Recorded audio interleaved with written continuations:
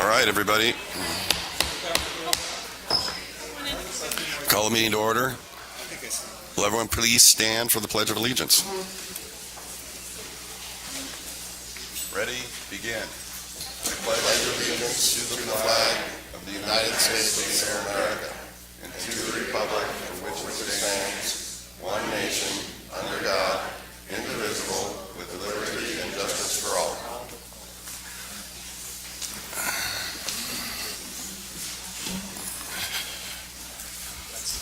All right, Harmony, you want to verify quorum? Yes, sir. Director Harris? Director Hagen? Here. Director Nathan? Director Welty? Here. President Queen? Here. Vice President quorum met.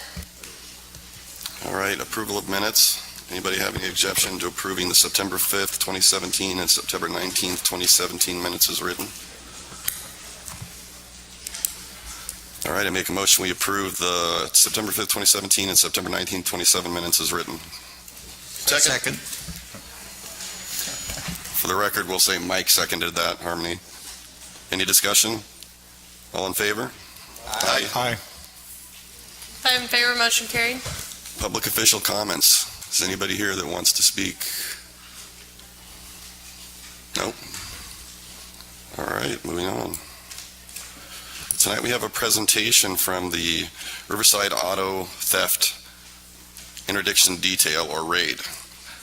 As most of you know, we had quite a lot of car thefts in here recently. It has, from what I've been told, kind of gone down, that a lot of the people that were stealing the cars were caught and arrested.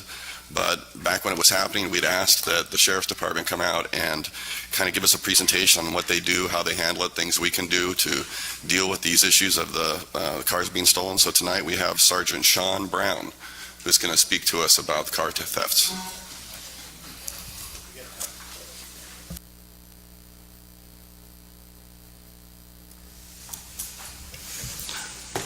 This thing on? Okay, here we go.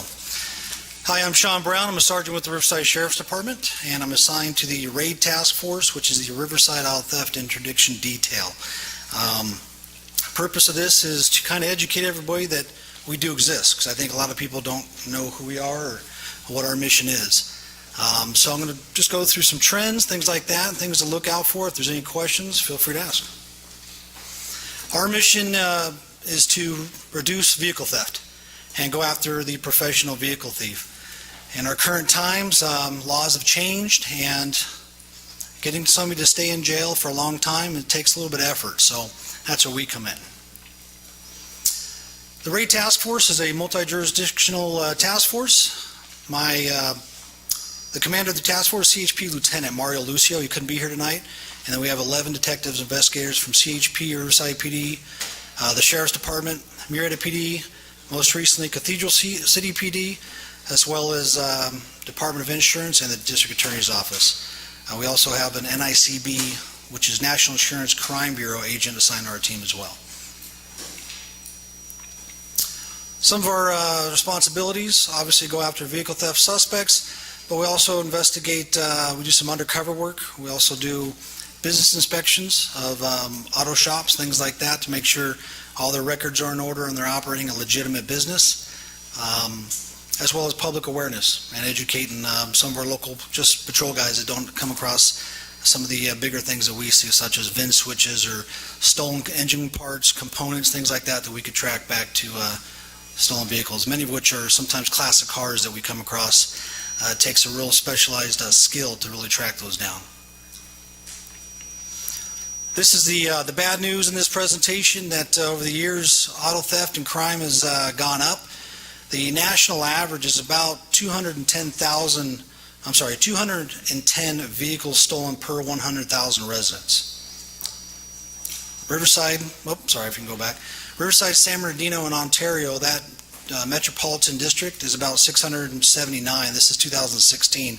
The 2017 numbers haven't come in. So we're top 5. We're ranked 5th in the entire country in vehicle theft.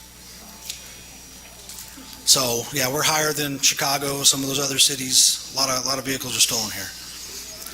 It's kind of eye-opening. Here's the RAID Task Force by the numbers. This is last year what our team did. We conducted 517 investigations, arrested 153 suspects. 26 chop shops, 21 business inspections, and the number we always shoot for is over $5 million in recovered vehicles. So vehicle theft trends, many of you are probably familiar with some of this stuff. Mid-90s Honda Civic, Honda Accord. I hate to say it, but if it hasn't been stolen before, it probably will. It could be stolen right now. So those are stolen every single day. Anybody with a shave key can typically just go inside those and start them right up. Motorcycles, trucks and SUVs. Riverside County is unique because there's a lot of recreational off-road areas out here. So we do see a lot of trailers and ATV vehicles, travel trailers, things like that stolen. So we're talking about the Honda Accords, Honda Civics. Those are popular up and down the state. However, what we see a lot of here are these types of vehicles. Early to mid-2000s, Ford F-250 and F-350s. These things are flying like crazy. So just be aware of that. A lot of people have these trucks. The Chevy Express GMC Savannah van that's on the left there, these things are also being stolen at a high rate. A lot of your construction workers, guys like that have a lot of tools and equipment in the back of these vans, that's why they're stealing them. They steal them for what they can sell inside. The F-250s, they're easy to steal for one, but another reason is the diesel engines have a pretty good value on them. So, also your F-350, 450 kind of work trucks on the left there, these are also stolen at a high rate based on the tools, the equipment in the back. A lot of them have diesel equipment or generators, things like that, and these things are stolen within a day or two. They're dumped, and everything's stripped off, all the tools and things like that. And obviously your Honda Civic, 1998 Honda Civic there. So here's some vehicle theft prevention. I know a lot of this is common sense. Lock your doors, remove your keys, take things off the seats, things like that. The ultimate, if you have a Ford F-250 or a Honda, mid-90s Honda, a kill switch. If you can get some type of kill switch, it bypasses the ignition to where only you know where it's at.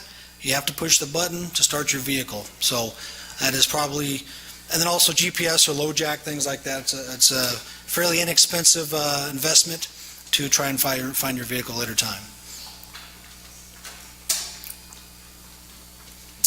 These are some of the other investigations that a lot of people don't think that we handle or aren't aware of. Vehicles range from golf carts. We've had multiple golf cart chop shops, believe it or not, out in the desert, La Quinta area. The one there in the bottom left, that's about a $15,000, had ostrich, skin seats, things like that. They will strip those down and sell the parts. It's very hard to trace some of those parts back.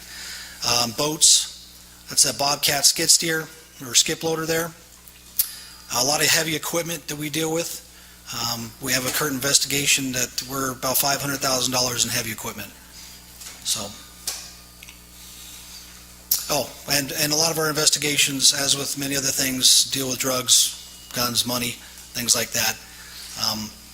This is the main source. This is the reason why these things are being stolen is to turn a profit. Some of our public awareness events we've done and we're going to continue doing is a AAA window etching event. This one here is done in Riverside. Did 115 vehicles throughout the day. They come in, it's free, and we laser etch the VIN numbers in all of your windows on your vehicle. It's free, you come in, takes about 15-20 minutes, and if any of your doors, things like that are located at a chop shop, and we've actually come across a lot of these that have those laser etch. They're real tiny, you can barely see them, only if you know what you're looking for. And this is here, Raid receiving an award for excellence in vehicle theft. This was an investigation that we did. A lot of undercover work, multiple search warrants throughout the county, and we ended up recovering 44 vehicles in this operation and arresting 20 people, 20 suspects. So it took a little bit of time, but something like this, most of them are still in prison and they're going to be in there for a little while. So those long-term investigations do pay off. That's pretty much it about what RAID is. We've been around since 1993, and we're here. We're here to help. So are there any questions? How do you handle, do you have any suggestions, sir? Yes. Sorry. Yes. So on the code generator, so you can walk up to like a new car, new Mercedes, whatever, and then you scan some frequencies, I guess unlocks it, then you can also somehow sync up with the engine and start it. Is there anything to prevent that or not? We haven't seen a whole lot of that. That is coming up. That is something that you are seeing. Another big thing that we're seeing is identity theft and fraud. That's probably the number one thing besides just your average joyriding or stealing a car for tools, things like that. Stealing identity, going into a dealership, and buying multiple vehicles. And it takes months for them to even find out about it. So that's kind of a big thing. And as you know, insurance rates are, your auto insurance is based on zip codes.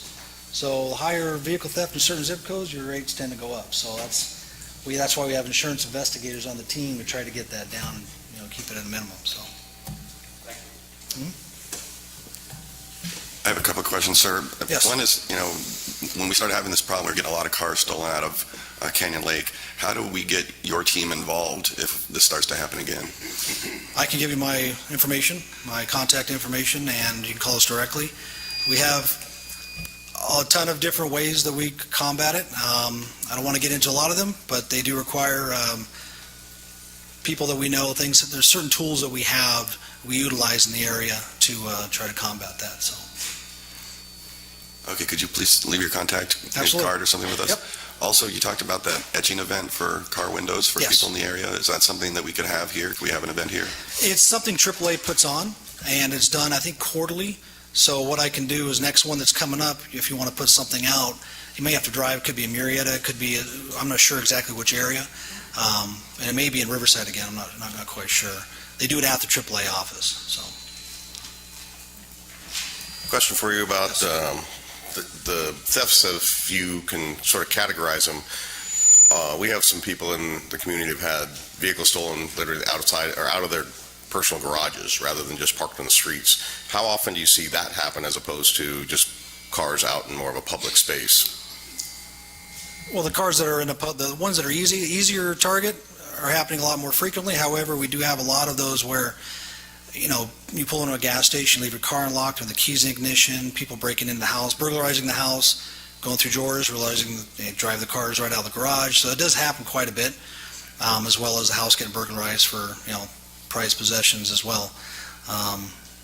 Best way to combat that is, there's a lot of technology out there now, and those Ring doorbells are obviously something kind of new that's helping out, getting a lot of people on camera. The offenders that we're seeing, most of the time it's not their first time. They're repeat offenders. So we're usually pretty good about IDing these guys as much as we can, throwing video, photos, things like that. So lock your doors, lock your pet doors, your doors from your garage to your house, things like that. So. Any other questions for Sergeant from the board? My only comment is that, we like to think we live in Mayberry and you can leave your doors unlocked and your car windows down, and that's still how we live here in Canyon Lake, but the reality is it only takes, 3 or 4 bad guys to come in and destroy that dream, and we occasionally do get those 3 or 4 in here, so just the residents, please lock your car doors and shut your windows. The biggest thing is be aware of your surroundings. I mean, somebody doesn't fit in the neighborhood, it's probably, you should keep an eye out for them. Maybe tell your neighbor, hey, look out for that car. What I do, I'm very paranoid sometimes. Where I live, on my street, I look out front, and if I don't see or recognize a car, I take down a plate. It may be nothing, but at least something does happen. You'll have some type of source to go back to, like, hey, there's this truck parked out there. I've never seen it before. I got a license plate. Take a photo with your cell phone, things like that. It's not going to hurt. It actually just helps things, become more involved. So. We asked Sergeant Brown to come for you guys. I'd like to open up to the audience if there's any more questions for the sergeant before we let him go. Does anybody else have a question for him? All right, Sergeant, thank you for coming. Thank you.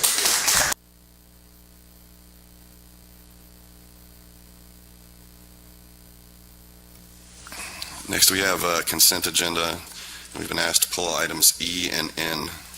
So make a motion that we approve the consent agenda minus items E and N. Any discussion? All in favor? Aye. Aye.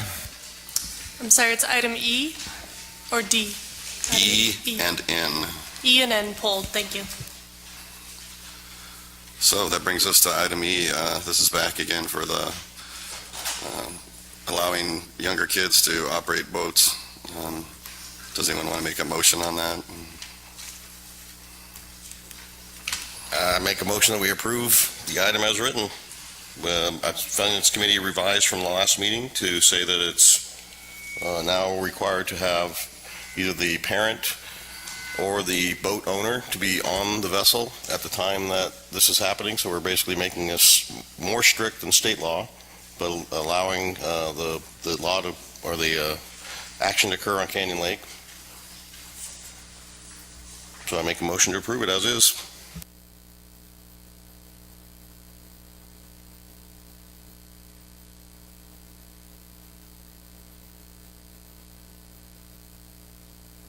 Motion dies for lack of second.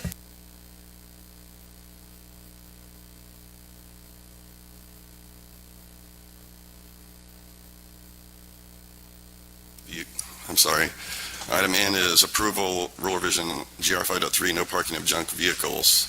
And we had a person that wanted to speak on that from the audience.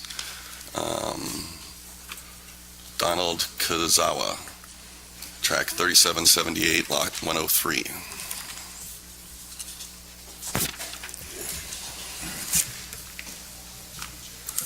Yeah, I guess we've got a rule change here that says you're adding the word unsightly and inoperable to the rule that says no parking of unsightly, stripped down, partially wrecked, inoperable, or junk vehicles allowed on Canyon Lake streets or lots.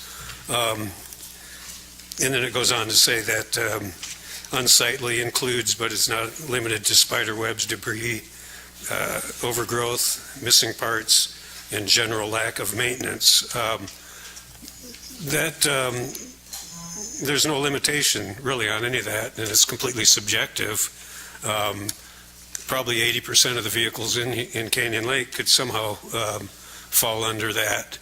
And so it could possibly be just a way to penalize somebody that you don't like. But none of that really makes a whole lot of difference in the long run, because the rule as it stood before and the rule as you're attempting to amend it to is in direct conflict with California Vehicle Code. In that Vehicle Code is section CVC 5052, which specifically allows vehicles to be unregistered, inoperable, and parts cars to be stored on people's lots as long as they're either behind a 6-foot fence, in the garage, or kept covered with an opaque covering. And so I don't think that it'd be a good idea to be in conflict with California state law, because there's really just a great chance that it could lead you into court on it. And so that's really all I need to say about that. Okay. Thank you. All right. Make a motion that we approve rule revision GR 5.3D. Second. Any discussion? Yeah, I just have a comment. It says or lots. Is that vacant lots, or is that any property in Canyon Lake? On the first line, it says Canyon Lake Street or lots. That lots refers to basically any Canyon Lake property. It's just a question. I mean, I think the committee's, the meaning of lot is your property. So Yeah. it's Any on my tract or lot. house where I has a lot. Okay, Yeah. I just want to make sure it didn't mean vacant lots. I want to make sure it's more inclusive. Okay. I have a comment, and regarding the member's comment, I mean, I think the rule's written so that we can control people that are basically leaving junk vehicles on the streets. If you have a vehicle that you're working on or restoring or something like that, and it's in your garage, I don't think anybody's going to try and write you a ticket for it. If it's in your driveway and it's got a nice cover on it, and you can't see that it's has any issues, I kind of don't think that you're going to have any issue with it. I think this rule was really written so that because we've been having issues that I've been made aware of cars that are being left on the street in an unrunning condition, broken down, wrecked. They've been, someone's crashed into them and they just had it towed to their house, parked in front of their house, and they've left it there for 3 months. And that's something that's unsightly to the neighbors of that member, and they don't want that to be able to happen. So I think this rule is kind of written to address problems, not to go after people that are legitimately working on their cars or restoring a vehicle or something like that. Sure, go ahead. Well, the problem with having a rule that has such a broad scope is that there's a possibility that you can go after people that you just don't like. And you can just decide that, you're going to go after somebody. And so I don't think we need to have really broad rules that could go after anybody that you like. They should be a rule that specifically targets a certain exact person or offender, okay? But all of that really doesn't matter because this entire rule is in conflict with California state law.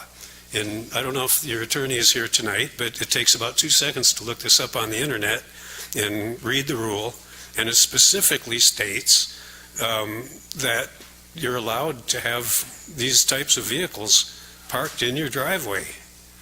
And so it's going to end up leading someone into court. Anybody who you decide to go after, they have an option of dragging you into court over this. And I don't think it's a good idea for the POA to be dragged into court over things that are obviously against the law, or, that you're going to obviously be ruled against in court. So that's... Thank you. Teresa, do you want to address this comment? Well, the rules that have been adopted by the association, they do reference the vehicle code, but they only deal with the actual moving violations of the vehicle code. Your private streets within the association, you have the right to adopt the rules as you see fit. And you have to uniformly enforce the rules, so you can't selectively seek out a person, as this gentleman indicated. It has to be uniform enforcement no matter what rule it is. I guess my comment to the gentleman is you have appeal rights to any of these. So if you feel that you're being targeted or it's been represented or the security maybe have not judged it appropriately, you can come into the appeals committee, you can work with them, you can come to the board, you can work with that. So just because you get a ticket because somebody feels that you're violating the rule doesn't mean you don't have the right, or any member has the right to come before the appeals committee or the board and say, I don't think this rule applies to the situation. That's your right as a member, and we encourage you, if you feel like you're being taken advantage of, to come forward and talk.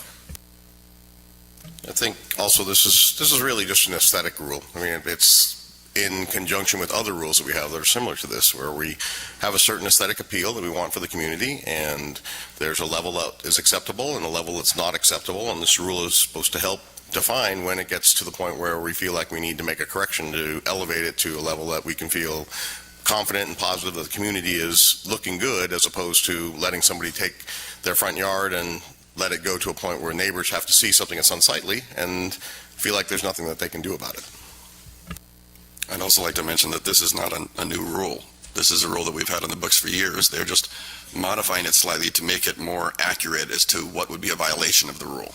So we're trying to make it so it's easier for security to tell when the rule's been violated, and for members to know when the rule's been violated, things that they can't do with their cars so that they don't have this problem. Anyway, that's it. Is there any further discussion? All in favor? Aye. 5 in favor, motion carried.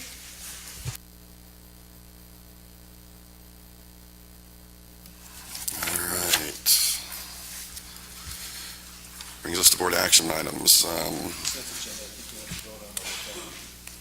I thought we started at the beginning. We did the consent agenda first, and then we went to the items that we skipped. Harmony, did we actually approve the rest of the consent agenda? No, not yet. Oh, okay. I'm sorry then. Make a motion, we approve the remaining consent agenda. Second. Any discussion? All in favor? Five in favor, motion carried. Item 6.1, approval appointment for the ACC. Cheryl, did you want to? Cheryl? Item 6.1, would you like to speak about this? Approval of a new member for the ACC committee?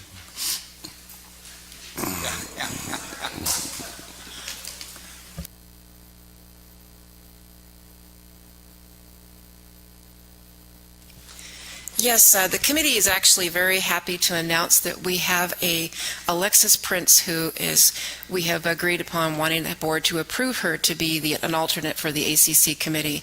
She works very well, and we've been advocating for a person for quite a while, so we're kind of excited about this.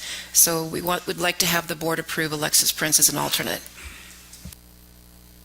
All right, I make a motion, we approve Alexis Prince as an alternate to the ACC committee. I second.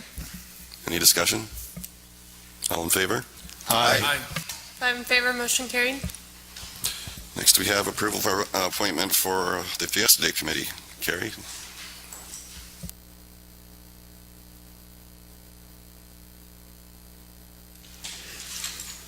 Yes, we have Jude Donahue, who has been recommended by the Fiesta Day Committee to be appointed as a new member. I would like to request that she be appointed. All right, I make a motion, we approve Jude Donahue as a new member for the Fiesta Day Committee. I second it. Any discussion? All in favor? Aye. Five in favor, motion carried. Next is item 6.3, approval for a new chairperson for the Estates Committee. Corey? Good evening. At our last Estates Committee meeting, the chairperson, Frances Duman, resigned. However, she will remain on the committee.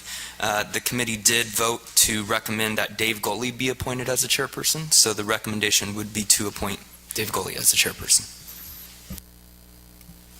Okay, I make a motion, we approve Dave Goley as a new chairperson for the Estates Committee. I Any second discussion? Any discussion? All in favor? Aye. Five in favor, motion. Item 6.4, pickleball court usage policy.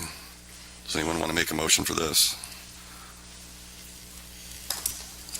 Corey, want to talk first? Not unless you have questions or... Normally we have a motion in a second and then a discussion. I'll make a motion that we approve the pickleball court usage policy. I second.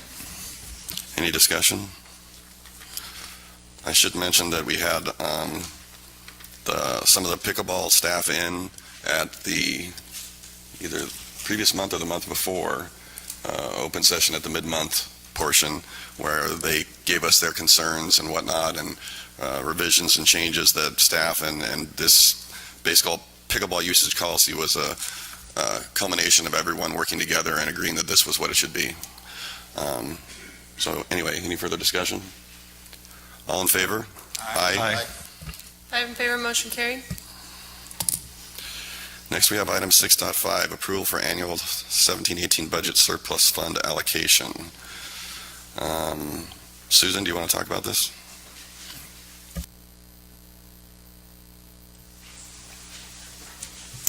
The Canyon Lake Property Owners Association is a non-exempt membership organization, and as such, the IRS will allow it to treat any excess income over budget in three different ways. Number one, it allows transfer of excess operating funds to the reserve funds.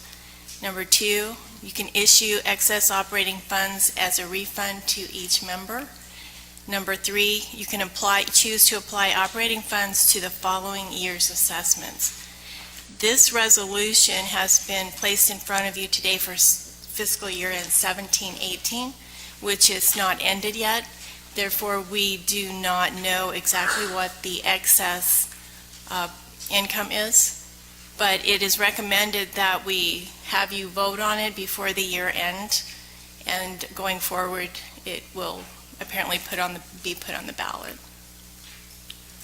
Yeah, I think the reason we're doing this is because by voting on it now, we can apply this discount to next year's budget process, which is going on right now. In the event that we decide to apply it to next year's funds, they'd be able to take this into consideration. This money, this extra money, becomes part of what they're able to use during next year's budgeting process. And since we're getting ready to approve next year's budgeting process, it fits that this would happen first, that we'd know by the time we approve the budget, it's very close to year-end, and we know about what that number is going to be. We also have, I believe, $1.9 million in tax credits still available to us for transferring the money to the next year's assessments. And if we did do that, we could also, during the budgeting process, decide if we wanted to take any of that extra funds that we have available to us and apply it to any of the reserves or anything like that.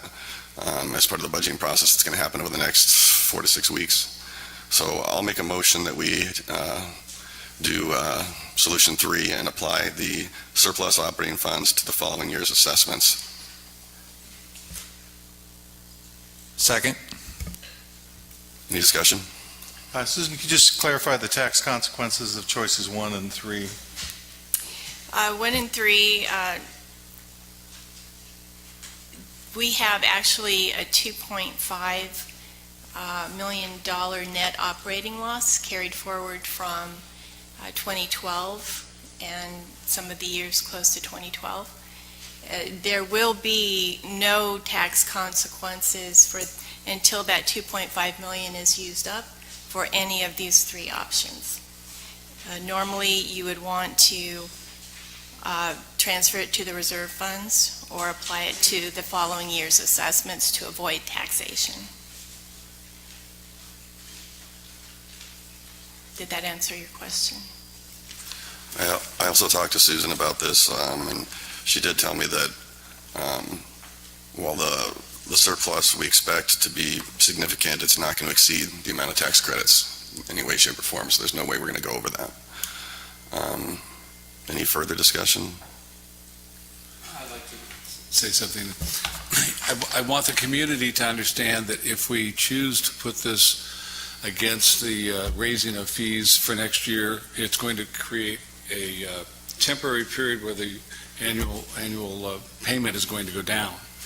So a year from now, when we're having the same kind of conversation about what the current fees are from what they were, once we put this money forward, we all don't want to be blamed because we raised the fees.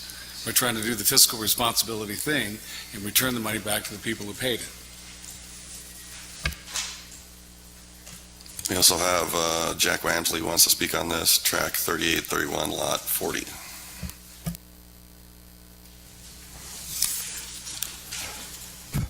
Well, if I understand this, what you're saying is that if we have a surplus, you want to give it back to the people. Is that what I'm understanding?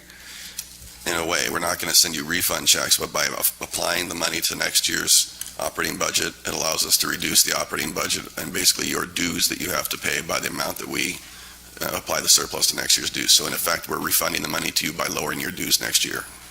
Well, I can't see why we would want to refund anything. We have a lot of projects that have not finished. We have a lot of projects to go. We need those funds, and we'd be in the same position that we tried 3 or 4 years ago. They give people money back, and then the next couple of years after that, we ended up with a raise, the biggest raise we've had in 15 years. So I think if we got a surplus, let's utilize that surplus to do things that you guys have already started some of it. The pickleball court is an example. It's a beautiful place. And we have a lot of things that we can spend those funds on to better our community. We don't pay an enormous amount right now. We're talking about, what, $250 a month? You look at the communities around us, they have nothing for that kind of money. And I just hope that we, realize that we need to keep those funds and utilize them and utilize them to better the community. That's my thoughts on it. Just to sort of paint the picture, every year's assessments we have is a combination of operating budget funding and reserve funding, ultimately creating your total assessment due. If we apply this to the operational fund, it simply reduces that piece of the total assessment to you if we were to apply it to a reserve fund. It would just reduce that particular piece in the same fashion. Let's say it was $20. So it can either reduce $20 of operating or to reduce $20 of reserve funding, but in the end, all we're doing is reducing the amount of money that you might have had to pay next year. So the money isn't going away, it's not being refunded, it's just being applied, and we're saying which way do we want to apply it? Operational expenses, reserve funding. If we apply it to operational expenses, then we still have to fund the reserves as we would have wanted to. If we applied it to reserves, then we wouldn't have to fund the reserves as much as we would have probably planned to, and the operational would have been untouched. So in the end, it really makes no difference to your overall dues. It's just you're getting a credit back in the sense that you're going to be paying a lower amount of dues next year. Well, I don't agree with that. I believe we keep our dues where they are, and in fact, I think there ought to be considerations for minor increases so that we can stay up with the cost. Our costs are not going down, and they continue to go up. You go down here and buy a salmon steak that you used to get 6 months ago for $12, you're now paying $15. And it's just that kind of an increase. And for us to lower the dues in any way, shape, or form, I think it's just bad business. I'll say it's not a guarantee that your dues are going to lower. It's just going to offset Well, you whatever. just said that. Well, what I said is that if we come up with an operational budget and a reserve funding budget for next year, and let's say that that projected budget said that we were going to have an increase in dues of $20. But we have a credit applied from last year that reduces that back down by $20. We end up telling you instead of an increase of $20, now it's just going to be zero. You're going to be able to not have an increase because we had some surplus left over from last year. Well, the budget hasn't changed. We haven't done bad planning. It's just you have sort of a gift card. So you haven't made a decision on that one yet. Well, in a way, we're just moving money from one bucket to another. It's really the same money. I understand that, but I heard lowering the dues, and I do not agree with that. One of the moves in the buckets, if I can explain this the best way I understand it, is normally what we do is what we did a couple months ago is we go out and we take 16, 17's money and we apply it to 17 or 18, 19's budget. So we take the money that we find in the summer that we've had certified by the auditors and say, well, we have $600,000 left, so we're going to take that certified funds and we're going to apply it to this year's budget, which is 18-19, the one we're working on. What's very different this year is we're actually doing two of those deposits in one cycle. So that means when next year comes around, we're not going to have the surplus for 19-20 that we normally would move ahead. Historically, we've moved it ahead to reserves, and reserves to offset future reserve costs. Right. This will move it to assessments, but just another bucket. That means the reserve funds are going to be short, and we're going to have to offset that with dues to break even. So it's kind of, what I'm saying is we're not trying to con the community into thinking, they're getting this big rush of money, because we're just moving it from one fiscal year to another, which gives us the sense that we have all this money. The reality is come next year, as Phil said, we may be in for a shock and find out that because we don't have any, maybe the funds to move ahead we had this year, that you might see a significant dues increase. And what the board wants to say, I think, is that we're not trying to play funny money with this. We're just trying to stay, as Susan would say, we're trying to stay closer to the law. And I think that's what we're trying to do. We're not trying to play funny money. We're trying to stay within be closer to what the law is. And it does create this illusion we have all this money, and next year we're probably going to pay a heavy price with the dues. Don't kid yourselves, because we're basically taking 2 years of excesses and applying it to one budget instead of one. And that's what's going to happen. And in the short run, that's a good thing, because the dues won't go up. But in the long run,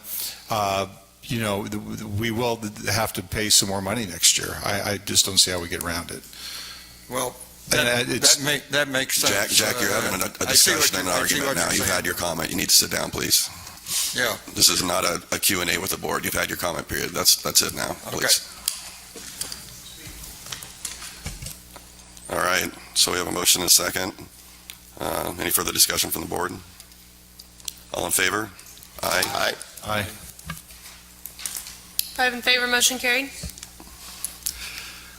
Item 6.6, approval for mailbox replacement project from reserve funding.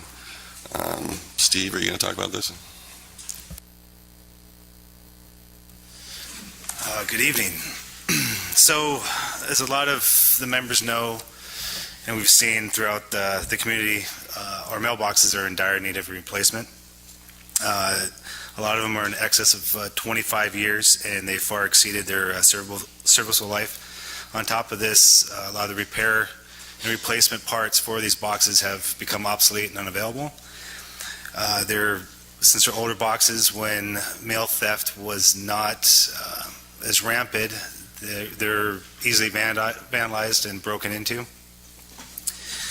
So what we did is we went around the community and surveyed all 96 locations. At these locations, there are multiple freestanding clusters, if you will, and all of them need to be replaced.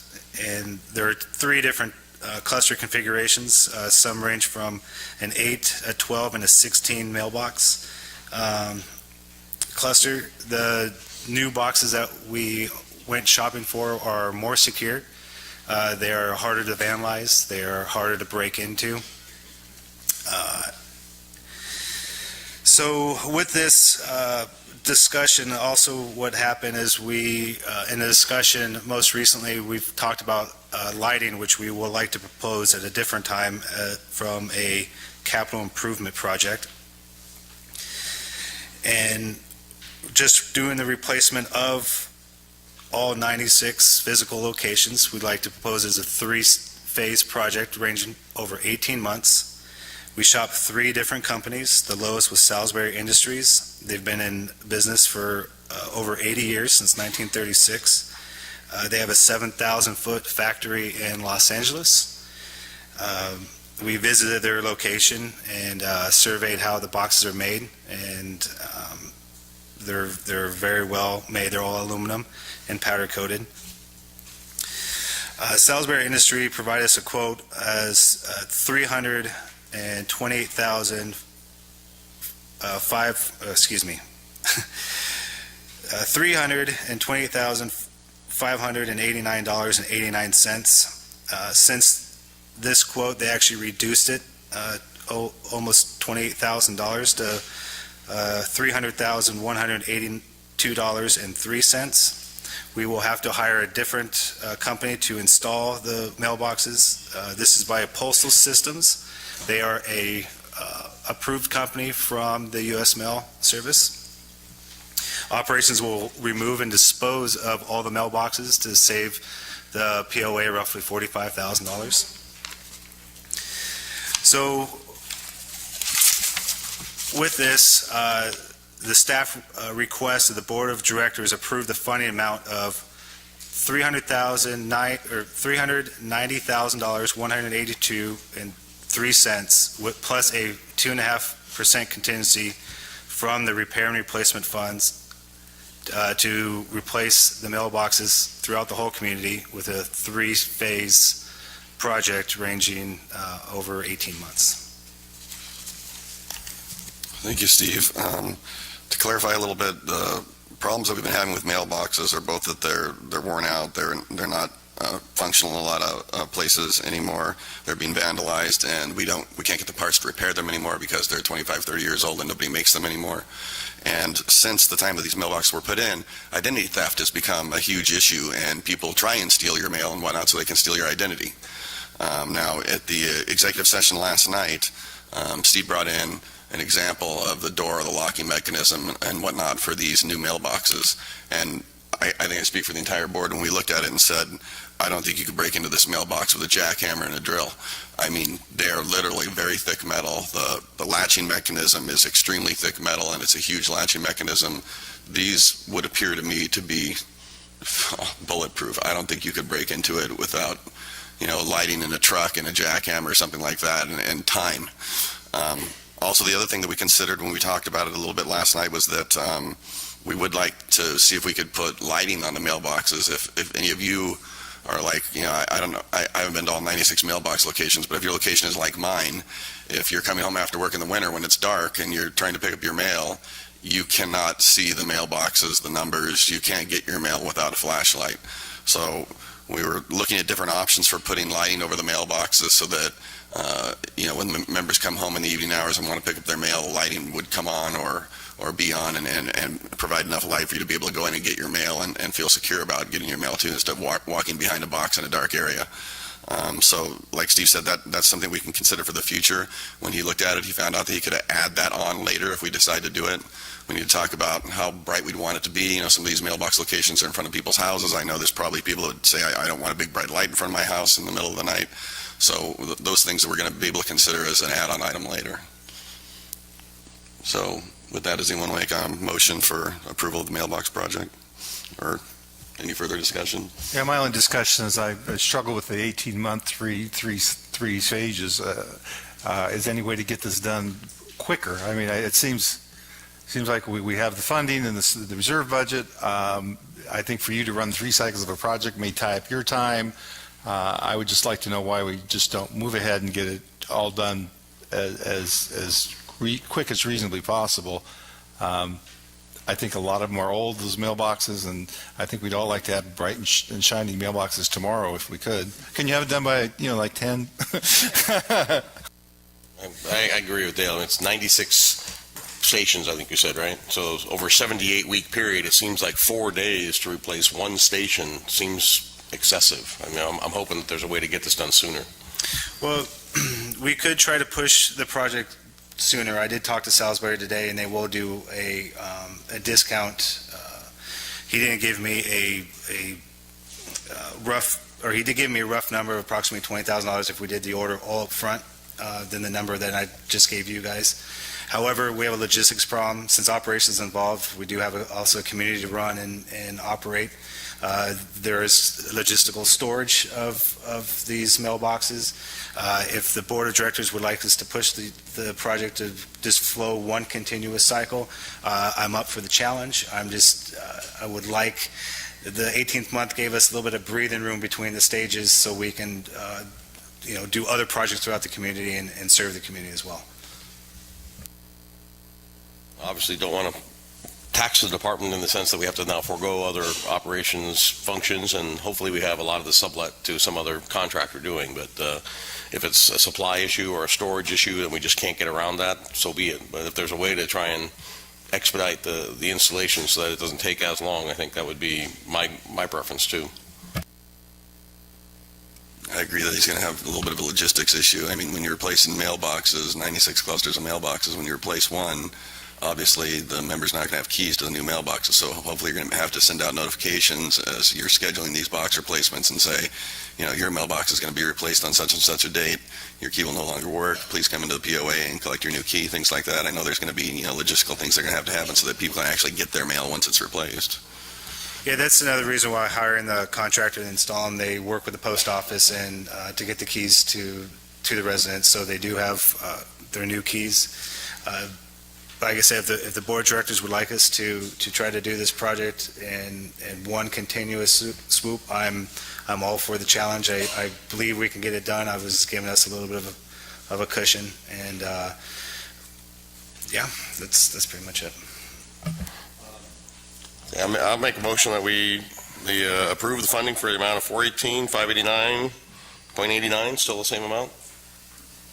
So right now I do have a written bid for, actually it's lower, it's 300, after installation would be $390,000 or $390,182.03. Okay, so I'll make a motion for $390,182.03 plus a 2.5% contingency for the repair and replacement funds or funding of the replacement of these mailboxes. I second it. Any further discussion? Yeah, Go ahead, Phil. we talked about getting to the target areas, the worst ones first to be replaced. So just want to know if that's going to be some kind of additional difficulty for you if they're in all different sides of our lake. It will present a little bit of a challenge. We do have a list of the most in dire need of replacement. We'll work through that list as best as we can. I'm not going to guarantee we're going to get to all of the worst case first, but we're going to get to the majority of them.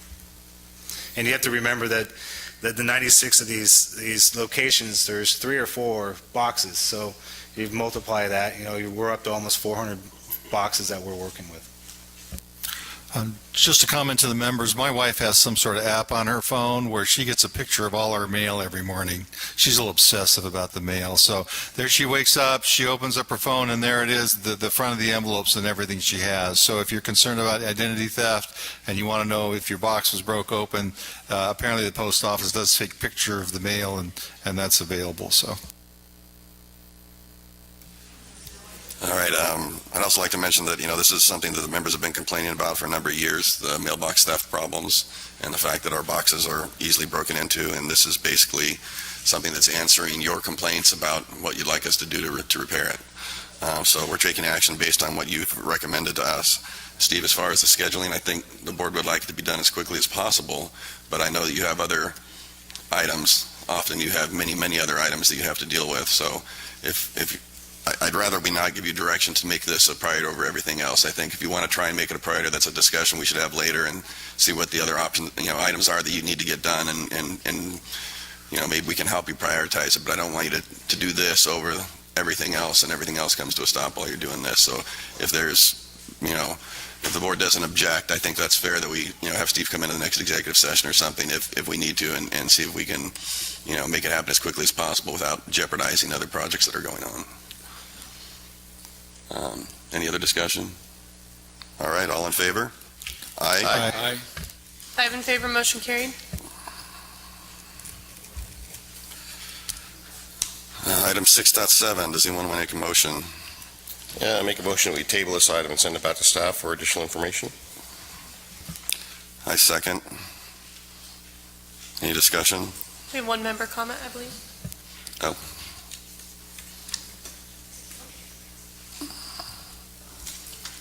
Yes, we have member Bonnie Carnegie, track 3778070, that would like to talk about this.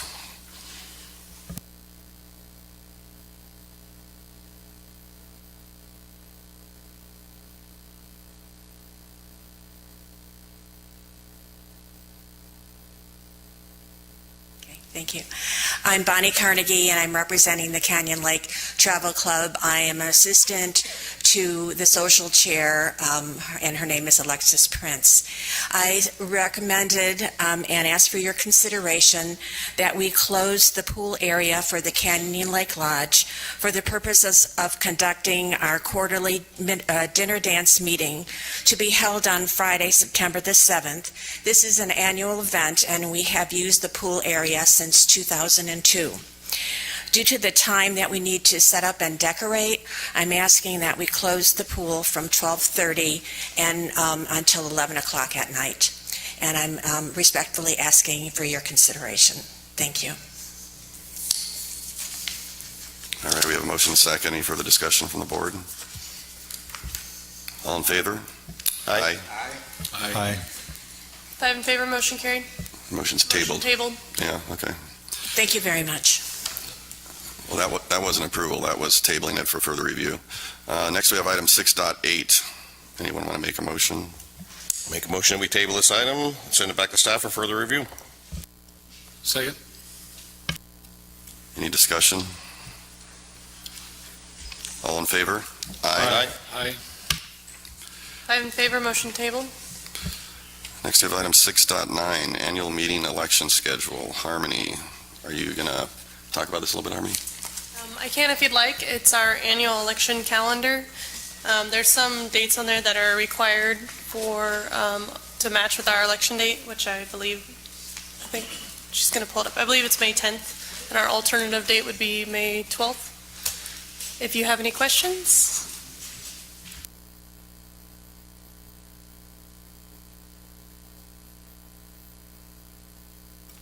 I don't have any questions. This is a standard election calendar for those of you who haven't seen it. Basically, the intent to run notices are due by Friday, March 2nd.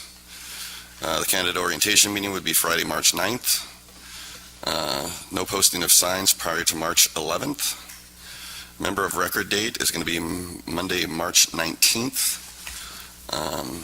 The notice of the annual meeting ballots will happen on April 5th. The last day it's recommended for homeowner to return a ballot through the mail would be May 4th. And the annual election would happen on Thursday, May 10th. And in the event the quorum isn't met, the delayed election would happen on Saturday, May 12th. Any discussion from the board on this? Did we have a motion yet? I make a motion, we approve the election schedule as written. Second. Any further discussion? All in favor? Aye. I'm in favor, motion carried. All right, that brings us to item 7, member comments on non-agenda issues and non-preferred personal issues. Please keep in mind, try and limit your comments to 3 minutes. This is not a question and answer session with the board. If you have a question for a board member, please come up after the meeting and ask the member a question. This is just for you to give comments on anything you'd like to talk about. Please keep it civil and respectful. With that, I see that today I only have one item, one member that wants to speak. So we have Alyssa, I'm not even going to try to pronounce your last name, but it's track 3831, lot 188. She wants to discuss something about the lighthouse.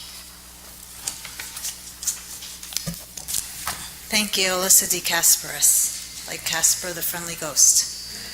I'd just like to make a recommendation. I came to the January brunch here at the Lighthouse. It was beautiful, except there were maybe 20 people while I was here. It's not advertised. The next one is February 18th. It's not advertised. I looked on the website. It says 2017 calendar. I went to the Facebook page. It's not listed as an event. So in order to support it, we need to advertise it. I'm sorry, what was the event you're asking about? The Lighthouse brunch is not advertised. Sunday brunch, okay. So the Sunday brunch is listed on the website for 2017. On Facebook, it's not listed as an event at all. So in order for us to support it, we need to advertise it and update this information.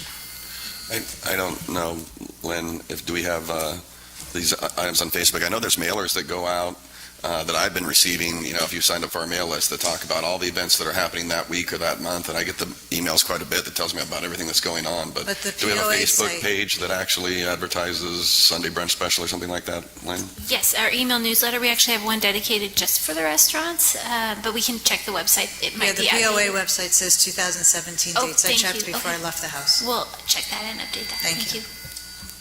Thank you. All right, that moves us to report of executive session actions. First up, we have Eric.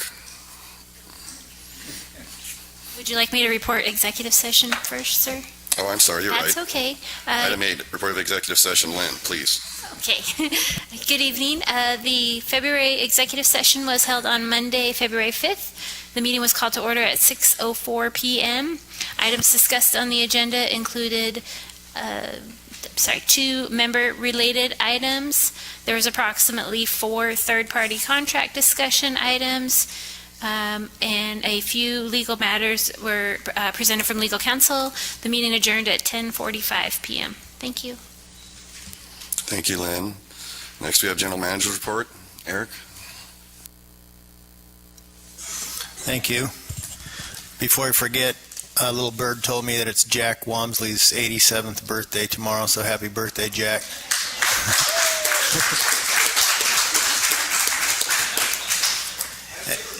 And he's still coming to these meetings, so you got to love that. Okay, as usual, the POA staff has been very, very busy.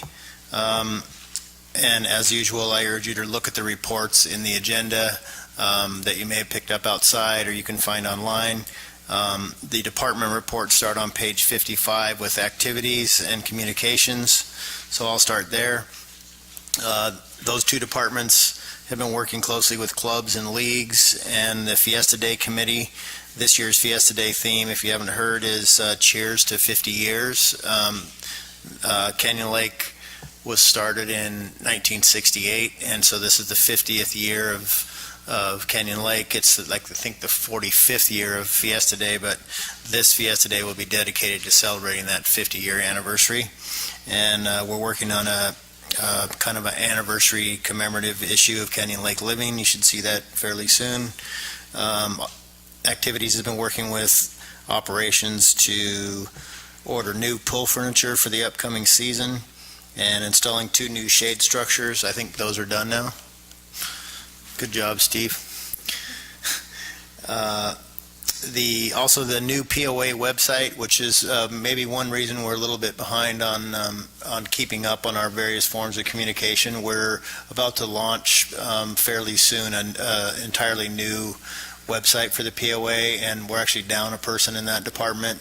And so we kind of have a one-man band managing all the social media and the website and the communications and Canyon Lake Living, and so there's a lot going on, but we will have a new POA website. We're also launching a dedicated Fiesta Day. It's a big enough event now that it's going to have its own website where vendors can go and pay and register to be a vendor at the event. So that'll be an improvement. And also for activities, we have a Warren Hill Jazz Concert in this room this coming Saturday, February 10th. It's a good Valentine's Day event. There's still tickets available, so check that out. The Planning and Compliance Department reviewed 262 items this month and issued 44 over-the-counter permits, so they're busy as usual. Thank you. And then operations, as usual, has a very detailed 5-page report starting on page 59 of your agenda, and I'm just going to touch on some highlights. They've been very, very busy. From repair and replacement funds, we're continually replacing 10, 20, 30-year-old items, and this month we replaced some IT, technology, and food and beverage equipment that was replaced and upgraded. We've completed a solar lighting project at Eastport, and you'll see those new solar lights at the new stairs, the launch ramp, the motorcycle and pickleball parking, and the dog park. That's a major improvement over there. As I mentioned, we have new pool shade structures, which will be great for the upcoming season. We've added a RFID lane to the north gate, and I think that project's complete. This week. So there'll be a new RFID lane, and staff did a study recently, and Corey, correct me if I'm wrong, but I think despite, didn't we determine that when used properly, the RFID lane is the quickest lane? It's like 8 seconds versus 11 seconds or something. I hear everyone laughing. No, to clarify, optimally, the RFID works at about 9 seconds per car. Guest passes going through the decal lane, when the pass is scanned, it's about 11 seconds. But when we're looking at just visual inspection of a decal driving into the community, we're looking at 3 to 5 seconds per car. So for guest passes being scanned, the RFID lane is quicker, but we know in the decal lane we have a combination of decals and guest passes. Nice try, though. There's always a catch. I tried. Well, ultimately, we would like to see RFID. Well, we're going to have RFID at every gate, and the reason for that is we have much better access control, and this is controlled access community, and the way to have the best security is that, we have technology read your car, and then we have a record of when the car came in and when it left, and how often this vehicle comes through, and you take the human part out of the equation, and so bottom line is we'd like to see everybody buy RFID sticker, and we're going to make that option more available by having 2 lanes at every gate. So I tried. See where I was. Operations has also completed ADA dock modifications, making the ramps more accessible. They completed a significant storm drain repair at Sunset Beach. The Equestrian Center has a new footing installed at the dressage arena. And I'm very happy to say, after talking about renovating Happy Camp for about 20 years, that the POA has finally awarded and executed a construction contract. The campground is now closed. The construction is underway. Contractor's doing great. We're on schedule for completion before Memorial Day, and that's going to be a significant improvement to a very popular amenity that's the least subsidized amenity we have. It almost pays for itself, which is outstanding. As part of that project, we moved the Marine Patrol office permanently to Holiday Harbor. At least that's the plan right now. in the main launch ramp area. It's a better location. They have better visibility all the way down the main lake. It's a little more centrally located, and right now they're going to be in their same trailer, just relocated to that location, and ultimately we'll probably construct something better and more permanent. Most of you in this room know that the golf consultant that the board hired visited and met with many of the board members, many community members, golfers, the pro, our maintenance people, and we expect to receive his report and recommendations later this month. And I'm sure most, if not all, of that report will be publicly available once we get it. As part of that contract with the golf consultant, the POA and the consultant kind of work together to develop a golf-related survey. And if you watch your email and social media and the website, you should expect to receive a link to participate in a golf-specific survey about our golf course and our golf facilities. And so watch for that probably Friday or Saturday. If we have your email address, you'll get an email about this survey and a link to participate in the survey. And I urge you to participate in the survey. There'll be some giveaways just for participating. You'll be entered into a lottery for stuff. I forget what the stuff is, but good stuff like food and yeah. And that's about it, except another golf-related item. I have a meeting Thursday with EVMWD staff to discuss additional reclaimed water use on the golf course holes 3, 4, 5, and 6. And so continually looking for solutions to lower our costs there. And that's all I have. Thank you, Eric. Excuse me. Next, we have Community Patrol report. If I remember correctly, it's Mike Erickson? Okay. Mike, go ahead. President, members of the board, ladies and gentlemen, thank you again for having me. Thanks for all your calls to my office, like I'll do every meeting. I'd like to thank the residents and board members that called to help build my team. Greetings from Captain Jordan and Captain Haney in his new office. He loves his new location. Thank you for that. He's ecstatic. Some of the things I wanted to talk to you about tonight, I want to start with the radar trailer. Some of you have seen the radar trailer parked around the community. It is calibrated to plus or minus 1 mile an hour every time we set it out. Between the dates of 1/12 and 1/15, we placed it at Canyon Lake Drive North and Steelhead. That's a 4-day period, well, a little shorter than 4 days given hours. We were able to clock 71 citable violators in that period on that unit. We removed that unit and we deployed a dedicated enforcement officer in that location for a period of 1 week. Once that was complete, we redeployed the radar trailer at Canyon Lake Drive North and Steelhead from dates 1/26 to 1/30. That's a 5-day period, longer than the initial period, and we came out with 16 citable violators. That's a big decrease in the amount of speeding based on a dedicated enforcement officer, and something that I like to see. Speed enforcement has been effective. Today we had Mr. Brian Wong from Stalker Radar Systems come out to my office at 2 p.m. and put my officers through a training program. All of my vehicles are now equipped with dash-mounted radars. They are calibrated each shift, before shift and after shift, with tuning forks. They are certified tuning forks. I ask that if an officer is behind a resident with their lights illuminated, they pull off the roadway when safe to do so. We are not equipped with sirens yet, so if you hear the horn, they're just trying to either get you to pull over to talk with you, or they're going to pass you and follow somebody else. I require all my officers to be courteous during every stop and advise residents of the reason they were stopped. They do have to tell you why they have you pulled over and inconvenienced, okay? Residents may also view the reading on the dash-mounted system if requested. I ask that residents, when pulled off, remain in the vehicle until they are contacted by the community patrol officer. If the resident wishes to inspect the radar, they will be escorted by the officer for safety reasons, because there is traffic. I prefer that my officer be able to escort you back to the radar unit.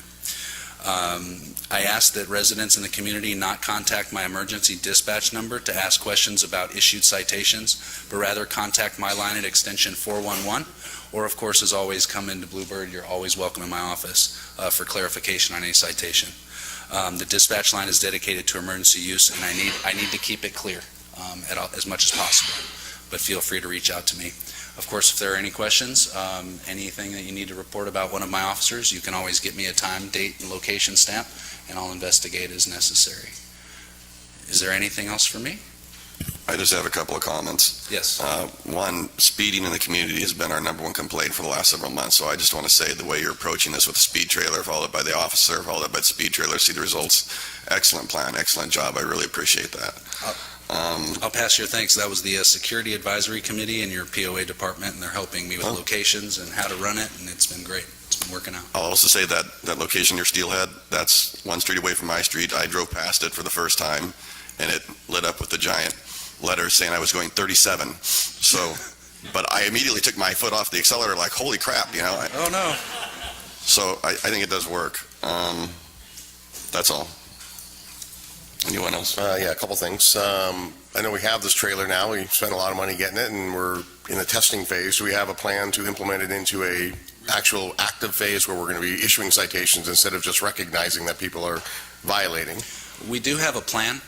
We would like, I've been talking with my people at the POA. We'd like to make sure that the unit is accurate as far as the picture-taking capabilities before we start issuing citations based on those photographs. So we'll probably do a little more testing before we actually start that, but yes, we do. And the revenue, it has a revenue calculator in the program, and that number was I mean, if you're ticketing people from 1 to 11, the numbers of revenue were pretty high. It paid for itself in 5 days. Okay, that's a good thing. It's a good thing, but And then, it's the manpower to sit there and look at the pictures and write the sites out. Yeah. Second question, and it's been expressed by the community in general about gate arms and the opposition. I think, just if you can explain what the policy is versus what the policy isn't, so everybody can understand, and also the particular we talked about with respect to the guest lane at the main gate with that particular arm, and the difference between cars present versus cars not present. Yes, okay, so the guest lane at the main gate is set on a loop. We're not sure if the loop is misaligned. If there are cars waiting, they pull up to to the window. In order for them to be window to window, it blocks the loop so the officer cannot shut the gate arm. And if there's another car that pulls in directly behind it, the officer cannot shut the gate arm to block that traffic. I do have signage, stop signs at the gate that I'd like to issue the officers to help slow down if they can't put the arm down, as a better indicator. If you drive through and you see one of the decal lanes with the arm up and there's no traffic, that is an infraction. Give me a time, location, and what you see, and I'll investigate and issue a corrective action. Those arms should be down if there is no traffic in the area. If there's traffic flowing through, it could be a loop issue, but I'd ask that you report it anyway, so that I can review it and hold people accountable for keeping those arms up. They need to be down. Well, I'd like to report that last night at about 10:30, as we were leaving the exec committee, the gate was up. There was nobody in front of me for maybe 300 feet to 500 feet. Okay. And I slowed down, thinking maybe they're going to put it down on me, and they didn't, and they just kind of went out and waved me through. What gate was that? Yesterday evening. What gate? Main gate, I apologize. At about 11 p.m. That's how long executive sessions go on. Yeah. And just a procedural thing, I believe I understand the main gate guest lane. If somebody activates the button to raise the arm is in the up position until the car passes some time frame afterwards. The loop is not being blocked, and now it should naturally drop. No, they will have to switch it to the lowered position. So they are switching up and switching down. The loop, yes. The loop makes it impossible for my officer to shut an arm on a car when it's blocking the loop. It's like a garage door detector that won't let the garage door shut on somebody. So even in the case of a single car, there is no other option than lifting a switch to say open and then following it up with a switch down to close. That's correct. Okay. And that's the process I think that's not happening. Right. Or not often. Right. And if it's up and there's no traffic, there's no excuse about the loop, and those officers be held accountable. Steve, can you work with Mike and see if there's repositioning of these loops so that it actually functions to keep the gate from coming down on a car, but it doesn't prevent them from closing the gate when they need to close the gate when a car's sitting there? Because, that's probably the second most common complaint that I hear is the gate arms are up again. So if there's something we can do to fix that, can you look into that for us? Paul, can I comment on that? Yeah, the traffic loops are embedded in the asphalt, and I'm sitting here going through emails, and I think there were 3 instances today where a gate arm got struck by someone, and so the loops, it's kind of a no-win situation. We have to have the loops to try to prevent breaking gate arms on a daily basis, but there is that manual having to shut it down. So somewhere there's a happy medium. I'm not sure what it is, but there's a reason they're there. Maybe a manual override or something to where they can, the cars parked there, they can put the gate arm down if they need to.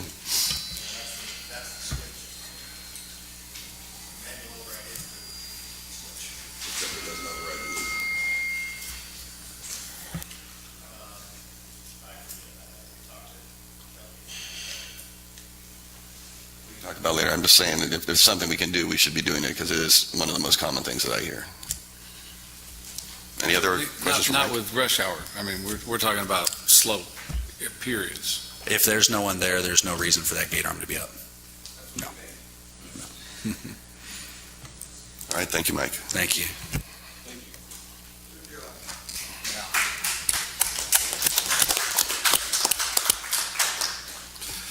Next, we have Corporate Counsel. Teresa. Nothing new to report this evening. Teresa, can you stop taking so much time with your reports?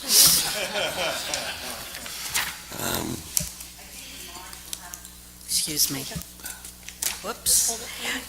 With respect to the case against the Water District in March, we'll have more information to report. So right now, we're just in negotiations, so we'll have more information in March. Thank you. All right, brings us to board comments. Dale, start with you. Just a couple comments. One is kind of on facility usage. Tonight, we tabled a couple items. We're not here to say that clubs can't use our facilities. We're just kind of being assaulted with club demands on our facilities. We're trying to find the right balance, whether it's pickleball or tennis or the pool or the ski areas. The list goes on and on about a lot of members and clubs wanting to use the facility. So if you think we table it because we don't want the clubs to use the facility, that's not at all. We're just trying to get a handle on the balance between the member using the facility and the club. We definitely want the clubs to be able to take advantage of the facilities. We just feel like we're being assaulted with club demands on the facility. So please, if you don't feel slighted because of the tabling, we hope you engage in conversation with the staff. I think we can come up with a lot of successful options. Not every club's going to get their facility, 5 days a week in the prime hours. That's not going to happen because it hurts the members. But on the other hand, the clubs do provide a huge benefit to the community, and we understand that the use of the facility it really makes the clubs come alive and the community come alive. So just don't panic because it was tabled. We're just trying to get a better handle on it. The other thing is obviously the board elections are coming up. Everybody, if you have an inkling to run or desire to run, if you have any questions, come down and talk to the staff, pull your papers, go out there and get it on board. Next Tuesday, is that when the 13th? 13th is the first budget meeting. Everybody complains about the money. Let's see, the security, condition of the association, and third complaint is money. So because of all those complaints, this is your opportunity to kind of see the nuts and bolts of the budget process. So please save up your Facebook time and use that time to come and sit at the budget meeting, okay? We have a meeting, what's the 13th, and what's the next one? The 22nd. It's an open session. You can come down and listen. At the end, there's comments. So please come on down and get engaged in the process. We're having some issues with security. People want us to, and I think Paul will cover this. I don't want to go too much. People want us to check IDs on all the people coming in. We're just trying to find that balance between the line at the gate and checking IDs. We're aggressively trying to come up with a solution. Again, that Paul's a security person, so hopefully he'll cover it. But we are aggressively trying to get that under control. We just are, if we check every ID coming in, then we're backing up down Railroad Canyon, and the police will make us open the gates. But believe me, the comments have not been lost, and we're going to aggressively pursue that. Corey and Steve Liebring are checking the gates out with their little stopwatches and timing, and they're doing all the stuff to do the right thing. Okay, that should about do it for me. Okay, thank you. Thank you, Dale. Mike? Does that mean that we can't have the blind dachshund day at the dog park? Put your application in 12 months at a time, and maybe we'll do it. Okay, I want to just welcome Alexis Prince. I've known Alexis and Stephen for about 5 years now. Really great people. Met them at the dog park, where I've met a lot of good friends. So I'm just glad that she's here to keep an eye on the guys so they can get a little better perspective on what they're looking at. And let's see. Oh, Steve, if you put the lighting up first, then you guys can work 24/7 on the mailboxes. That's it for me. Thank you, Mike. Tom? Just a reminder to the people out in the community that are interested in being a part of committees, we have vacancies in some, and you never know when somebody might leave one and you can slide into another one even if it's full, so always accepting applications. Want to address your comment about the restaurants, and I agree with you, we can do a much better job in promoting to our own community. I mean, restaurants just part of it. We can promote everything, the lake, the golf course, all the amenities that we have to get our members more involved and more engaged. I mean, I will say that this year, our restaurants, both the country club and the lodge, have seen more patronage, and that's a good thing for us in the sense that it reduces our subsidy, and hopefully people are enjoying the time there, and yet we still have a long way to go. So we have plenty of time that's open. If you're interested in breakfast, the country club is open early, and it's easy to get in and get out, so go over there if you're looking for early meals. But during the day or in the evenings, you can have a choice of locations, and I think Lynn has definitely been doing a good job overseeing both houses, and I'm looking forward to the continued uptrend of people using the country club and the lodge for their food choice as opposed to anywhere else. Thank you. Thank you, Tom. Phil? It's that time of the year where we're going to come into the elections, and we need to get candidates. So nudge your best friends that have the best ability to come forward and risk their lives to be a board member. We would love to have it. I'd like to congratulate staff for the exquisite job that they've been doing for the last 9 months, and thank you for all the effort and everything you put in for us, the community, all of us here that live in Canyon Lake. And it's our goal. I think our board has pushed as many things through that this last 9 months, probably a record as to how many things we've been able to accomplish, because we have a pretty even board and we pretty much think a lot alike. So one of the new changes is we're still working to the completion of it, but we're bringing in a new tennis pro that we're hoping to have great younger programs continue to be developed, and even mid-level adults, because they're maybe bringing their son or daughter in for this opportunity. Maybe they'll want to start playing some tennis too. And so we're real happy about that and how we're going forward with that. And thank you very much. Thank you, Phil. All right, for me, I wanted to say that the pump track is coming back. We have a very diligent general manager that heard all of you trying to support the pump track, and I think he heard the board and myself saying we need to find a way around our problem, and he found a way around the problem. He found an insurance company that will allow us to build the pump track with certain qualifications, signage and things like that, but they won't require us to fence and man it 24 hours a day. So I've already directed the FRC to start moving forward again on the pump track. Hopefully we can get that done as soon as possible. Budget meetings, Dale mentioned this, but I wanted to also say the budget meetings are February 13th at 6 p.m. in this room and February 22nd at 6 p.m. in this room. So if you have any questions or comments or want to, discuss where money is spent, how money is spent, these budget meetings are held for the public, for you. So please come. The calendar dates again, February 13th at 6 p.m., February 22nd at 6 p.m. I want to thank Steve and the operations department for completing the lighting project at East Bay. That's really a significant improvement over there. We had a lot of complaints that you couldn't use the dog park after hours in the winter because it was just too dark. So really thank you very much for getting that done. And just a quick question, do we have all of the projects that we kind of slated for East Bay that was part of that cumulative funding request completed yet?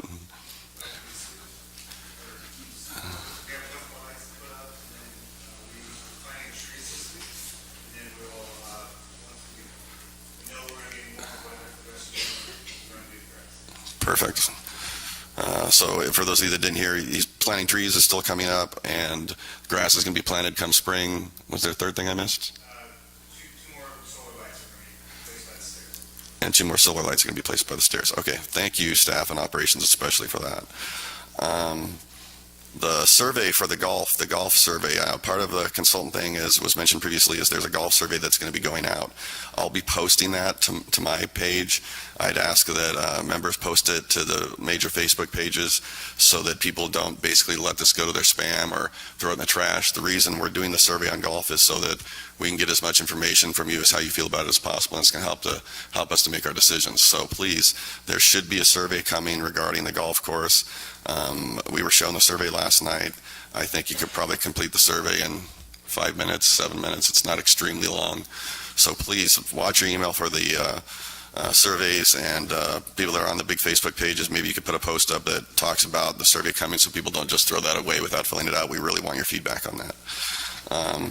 Lastly is the security checking of IDs that's been talked about a lot on Facebook. The thing they're trying to say is that we should force all returning visitors to the visitor lane and check their IDs again when they're returning. Part of the problem with this that I've been discussing on the Facebook pages is that's basically was our policy when we opened up the main gate originally a year ago.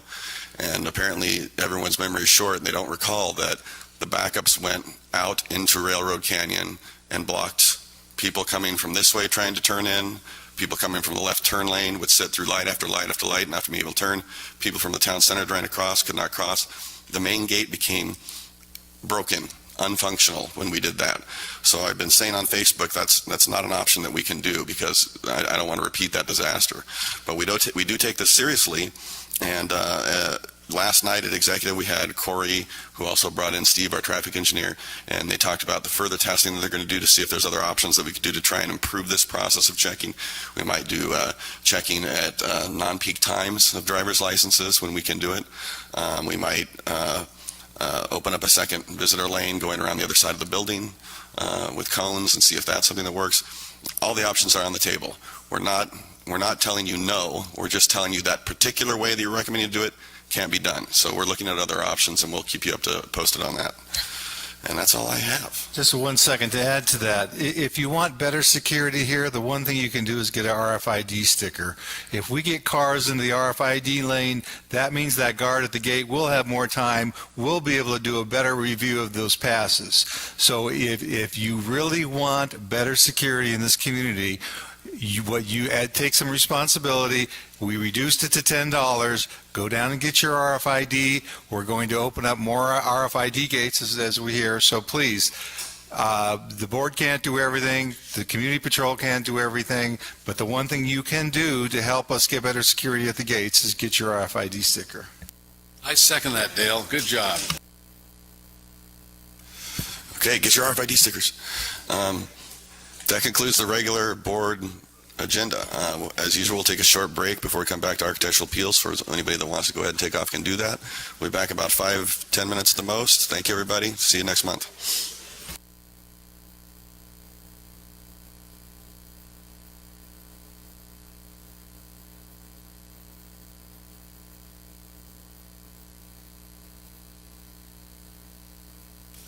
All right.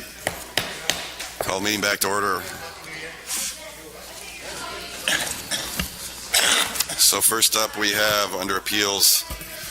Hello. Hello. We're back. All right, architectural appeals. First up, we have James Schaefer. Cheryl, do you want to give a slowdown? Yes, I do. Thank you very much.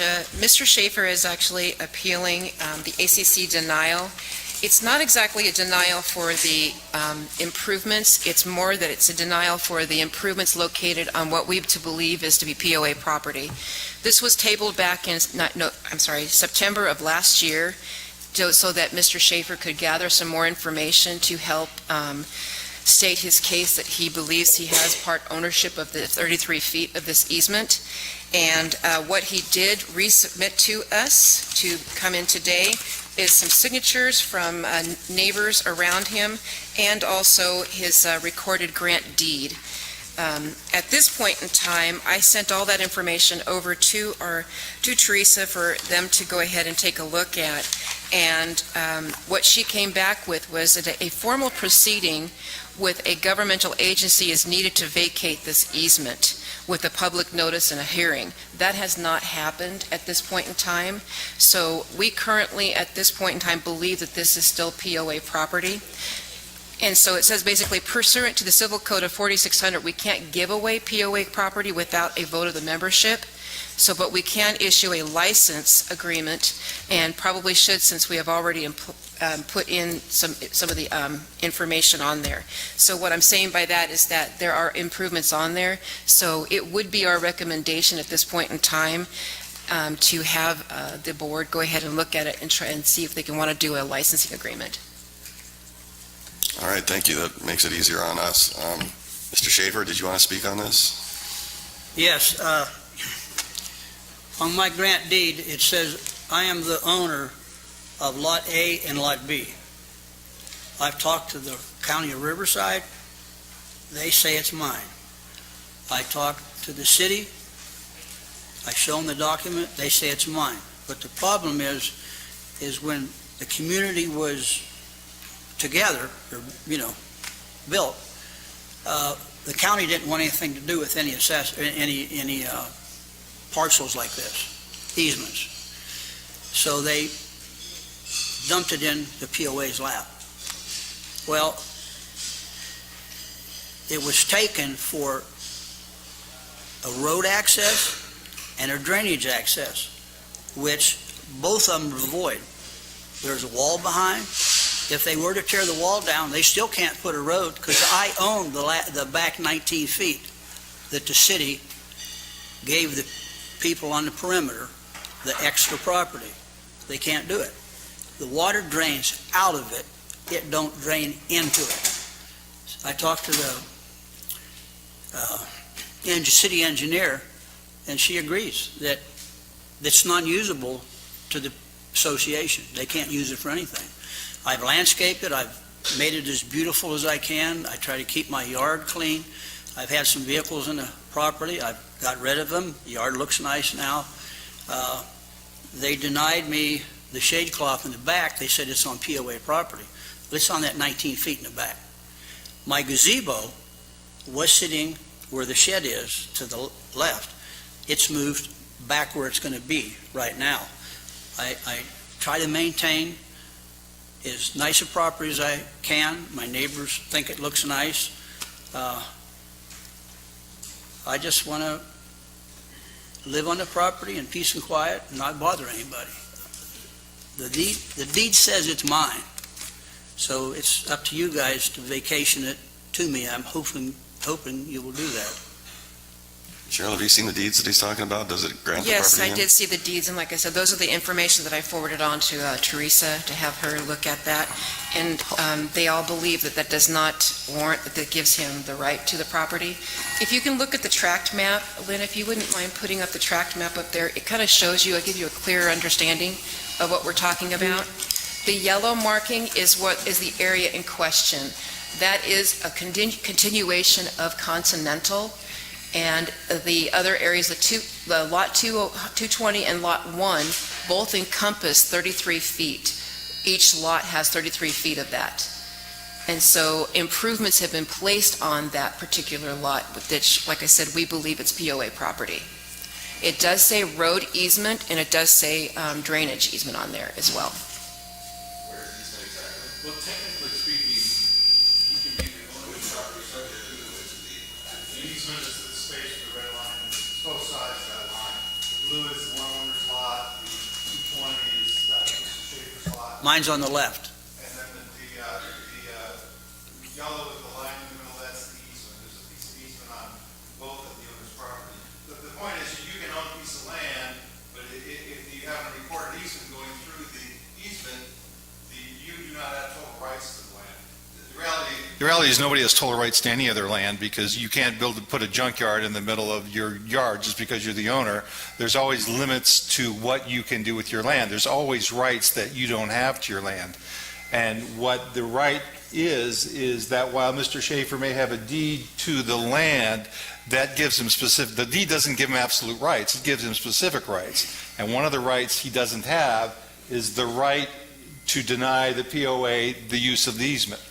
that comes with the deed. So yes, the deed says you own it, but as a part of that rights that you're granted by the deed is this, the right that's given to the POA to use that center strip. So again, just because you have a deed to a piece of land doesn't give you absolute rights to do whatever you want to with the dirt. That deed says, yes, you own it, but also that deed, there's a recorded easement that says, by the way, you own it, but this POA association has the right to use that land. And I'm hearing a story about the 19 feet and the this and that, but the truth is I don't really know. And we go, Teresa's, apparently, until we find out really what the easement is, until we find out about the 19 feet, I'm very reluctant to give up our rights without really knowing what's going on. That's my issue, is we don't know the impact of giving up the rights. We don't know if that 19 feet eliminates our right to get to the road. We don't know. I would like to have all the facts before we start moving ahead. That's my opinion. Teresa? Yeah, Dale, just for your information, we did review the actual documentation that was provided by Mr. Schaefer. We shared it with Mr. Grenier, who's the land surveyor. We also shared the information with First American Title. What we have determined with their assistance is that the easement does in fact exist, and it exists in favor of the association. And even though we may not currently be using the easement for ingress and egress and for a road and drainage and whatnot, that easement still exists, and the only way that it would be vacated would be if there was a hearing before the city to get it vacated, or if we quitclaimed the property to Mr. Schaefer, which we cannot do without a vote of the membership, or if there was actually a judgment from a court of law to quiet title. So right now, the determination is that it is our easement. However, back in, I believe, 2003, there was a shed built in the easement with approval of the ACC or the association. So we impliedly already issued a license to build in that area. So we were recommending that a license could be, if the board so chooses, given to Mr. Schaefer for the use of that area for the life of the improvement.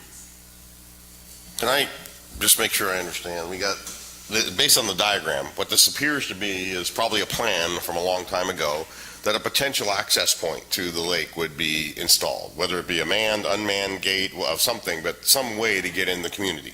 We may have not exercised that option at this point in time, but maybe the time will come when we'll say our current gates are so overwhelmed that we need to provide more access, and this might be a point that they would say we're going to provide additional access. Excuse me, sir. As I look at the drawings, and it's hard to see up here, but I think we have a tract map that shows perimeter, and then we have an easement that goes down a portion of each side of those two adjacent lots. We don't actually own the property, we have an easement on the property. So when we're saying we're not giving away, or we can't give away POA property, if we don't own it, we're not giving away the property, we're in essence releasing the easement, is that right? To use that easement. It's our right to use it. Okay. And that's, to me, is that the same thing, or is it different than ownership? According to the code, we cannot give exclusive use of what we have to an individual member without a vote of the membership, unless there are certain exceptions. And one of these exceptions that could fall into this scenario is, based on this location, it's not being used by currently being used by the membership as a whole. So you could give it for that limited period of time, because Mr. Schaefer's been indicating that you've been maintaining this, correct? I'm paying the taxes on it. Well, everyone within the association pays a portion of the taxes on all of the common area. Could we give them a license to use it until some point where we wanted to have access? I mean, that would my thing. Maybe the POA will never use it, you know? Right. And so during that period of time between today and when we may decide to use it in 100 years from now. If he wants to use it, I don't necessarily have a problem to give him a license, not for the life of the use, but as long as it doesn't impede our right to use the easement. And that would be a pretty reasonable thing, because really,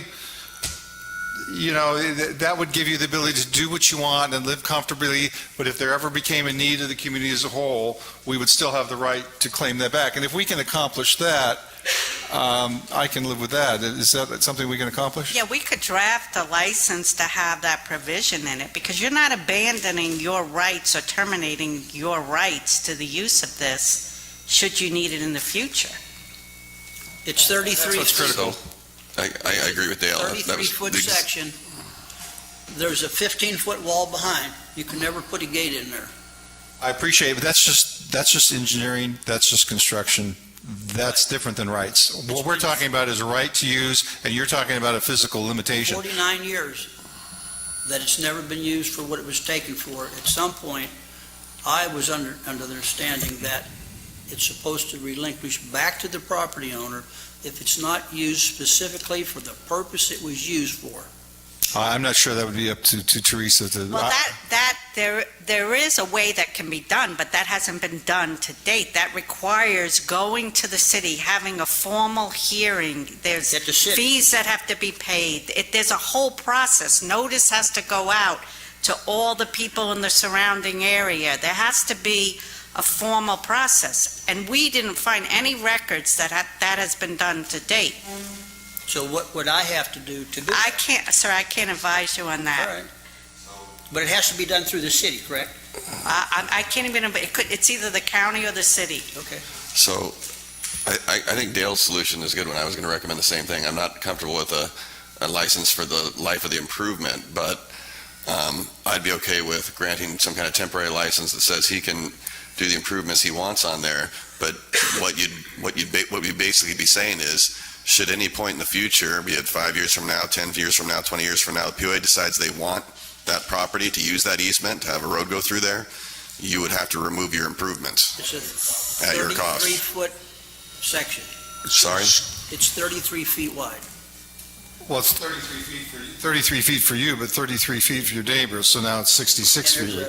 there's a 5 or 6 foot block wall down the middle of it. But that's not the rights to the property, that's a wall. There's a difference between rights to a property and wall. You're saying we should give up the rights because there's a physical structure. Well, that physical structure could be moved. If I can just interject. Yeah, exactly. When I was doing my research on this, there's an APN number for all lettered lots, just as there is for all numbered lots. And this particular lot, is a lettered lot, and it's Lot J, and it is a continuation of the road. So there is an APN number there, and the APN number belongs to the Canyon Lake POA.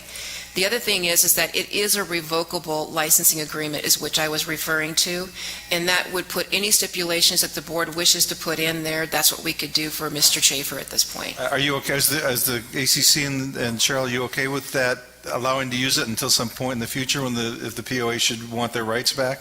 Yes, I am. So, Mr. Schaefer, the question becomes, are you comfortable with it?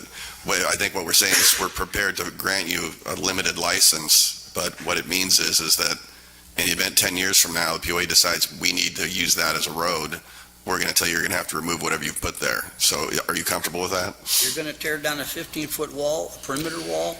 Sir, we spend millions of dollars doing improvements in the community. Tearing down a wall is not a big deal.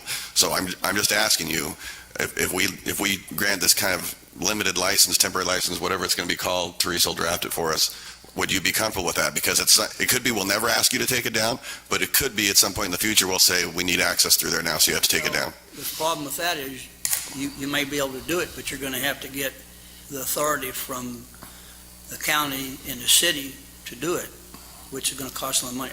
I'm fine with what you're saying for now. Okay, so Teresa, how would we move forward on this? Would you draft up a license agreement that Yeah, I'll work with Cheryl, and Cheryl can then communicate with Mr. Schaefer on it, but yeah, I can work with Cheryl on getting one prepared. can we do a board vote to approve the license that you draw up, or should we table this until next month when you have the actual agreement that we can vote on? How do you want to proceed? I don't think we should need to table it at this point. I think we can I can work with Cheryl. We have licenses that we've done for other properties. It's pretty much a standard form that I would just revise slightly for this situation. So if I was going to make a motion, what kind of license would I be describing A then? revocable license Okay. that would be recorded. Okay, or Dale, it was your idea. Do you want to go ahead and make that I motion? make a motion, we grant Mr. Schaefer a revocable license that is to be recorded with the county. That protects the POA rights to use that property in the future should we desire. Just add the description. And with the legal description that will be provided by council later. I second it. Any further? Yeah. I don't think it was established whether this is POA property or whether this is an easement. My understanding is that it's POA property. And so anyway, that's what I was going to say about that. I don't think we've established that. The second thing I wanted to make a comment about was the permit that was issued for a shed by the ACC about 10 years ago. Teresa is right that that was approved by the ACC. The ACC in those days consisted of 3 members, 2 of them which were the board. So basically the board was approving things. We didn't have an attorney that came up with licensing agreements at that time. So in that approval for that, they stated, the ACC stated that this was POA property, and it did state it. So it was part of the approval. We're not blaming you, John. No, We John, understand. and I think this license should encompass all the improvements that currently exist in that area. I agree. But is it a POA property or is it an easement? If you notice that the lots are all 60 feet wide in that area, this Mr. Schaefer's lot and the neighbors on the right side is also 60 feet wide, and this easement is about 60 feet wide. John, I believe Corona Land Title deeded this property to the association. There's a deed I have in the file with respect to this portion of land. Okay. Excuse me. So you're what's saying the POA owns the land? What's the difference between POA property and an easement?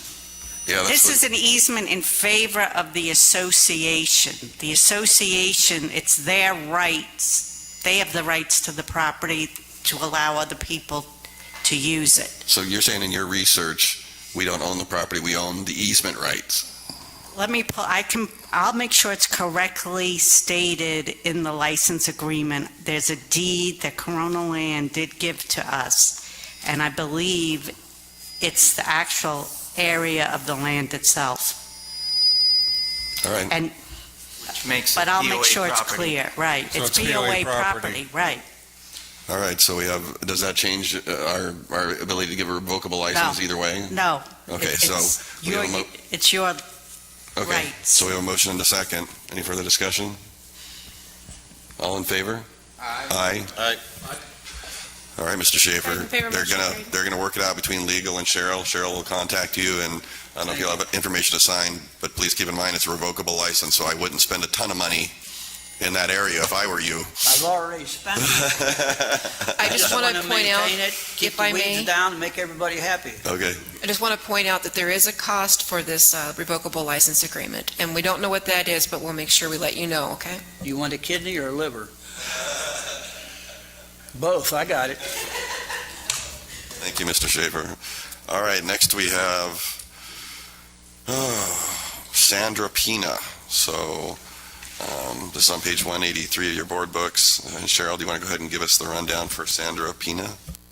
Yes, Miss Sandra Pena, and it's also the co-owner, I believe it's Sean, and they're going to be coming up, and I believe that they're going to have a representative talk for Miss Pena.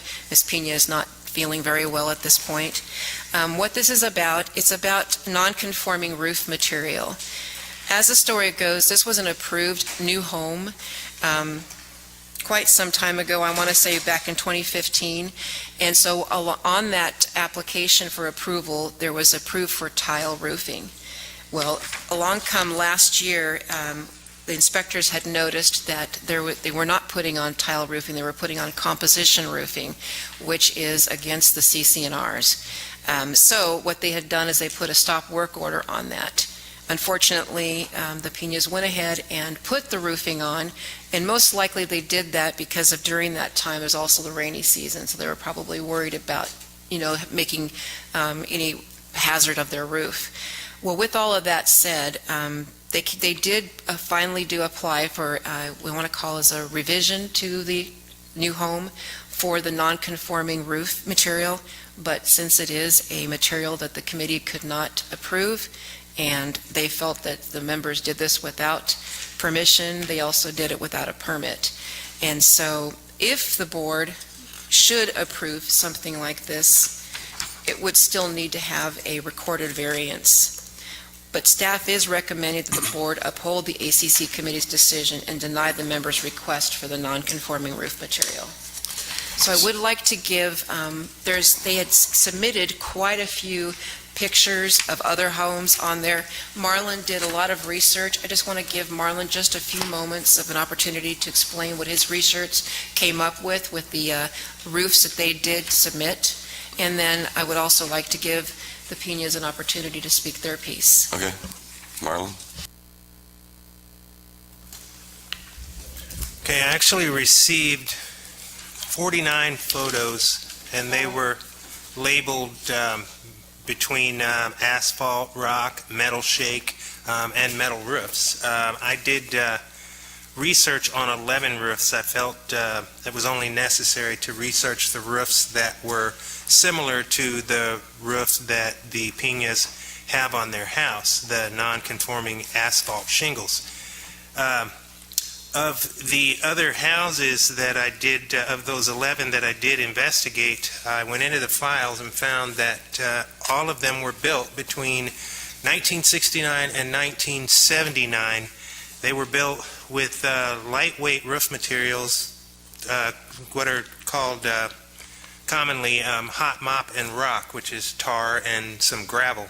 And those are, if you know, they're pretty much doomed to fail, and they failed. And some of them were, they had permits in the file for repeated repairs before a re-roof.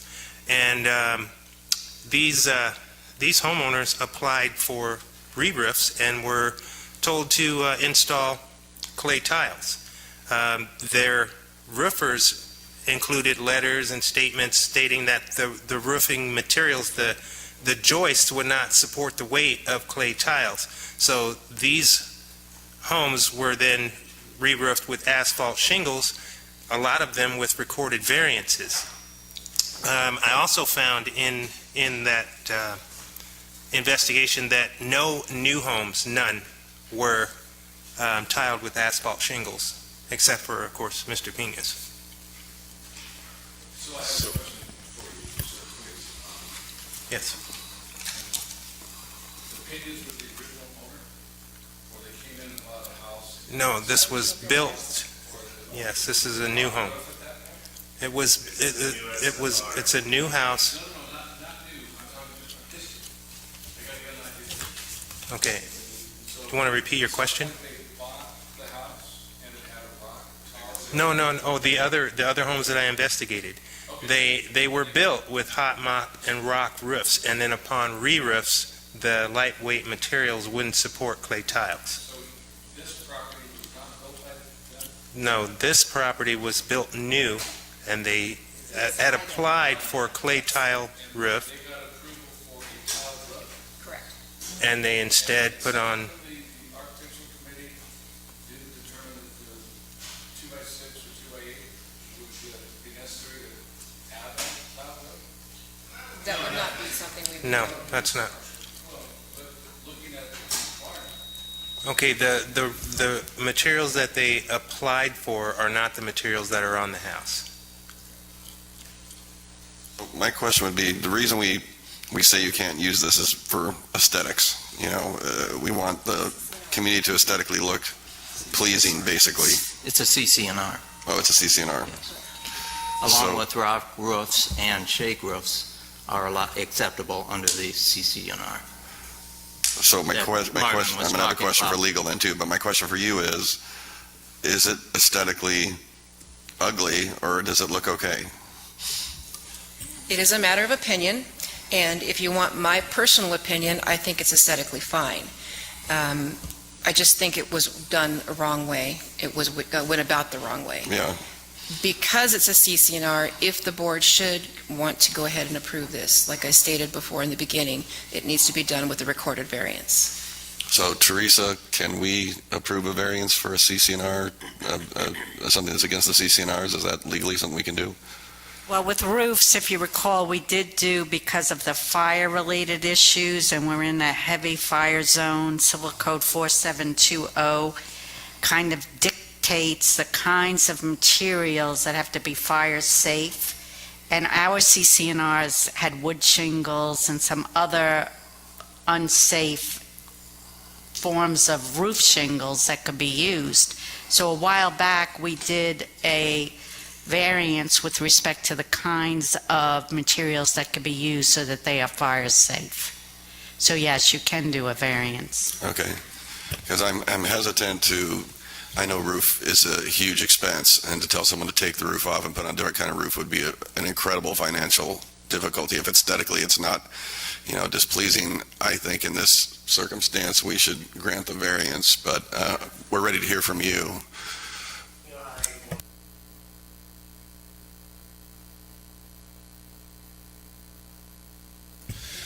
This is my Aunt Charlene speaking How you for my doing? mom Nice to because meet she is ill with cancer.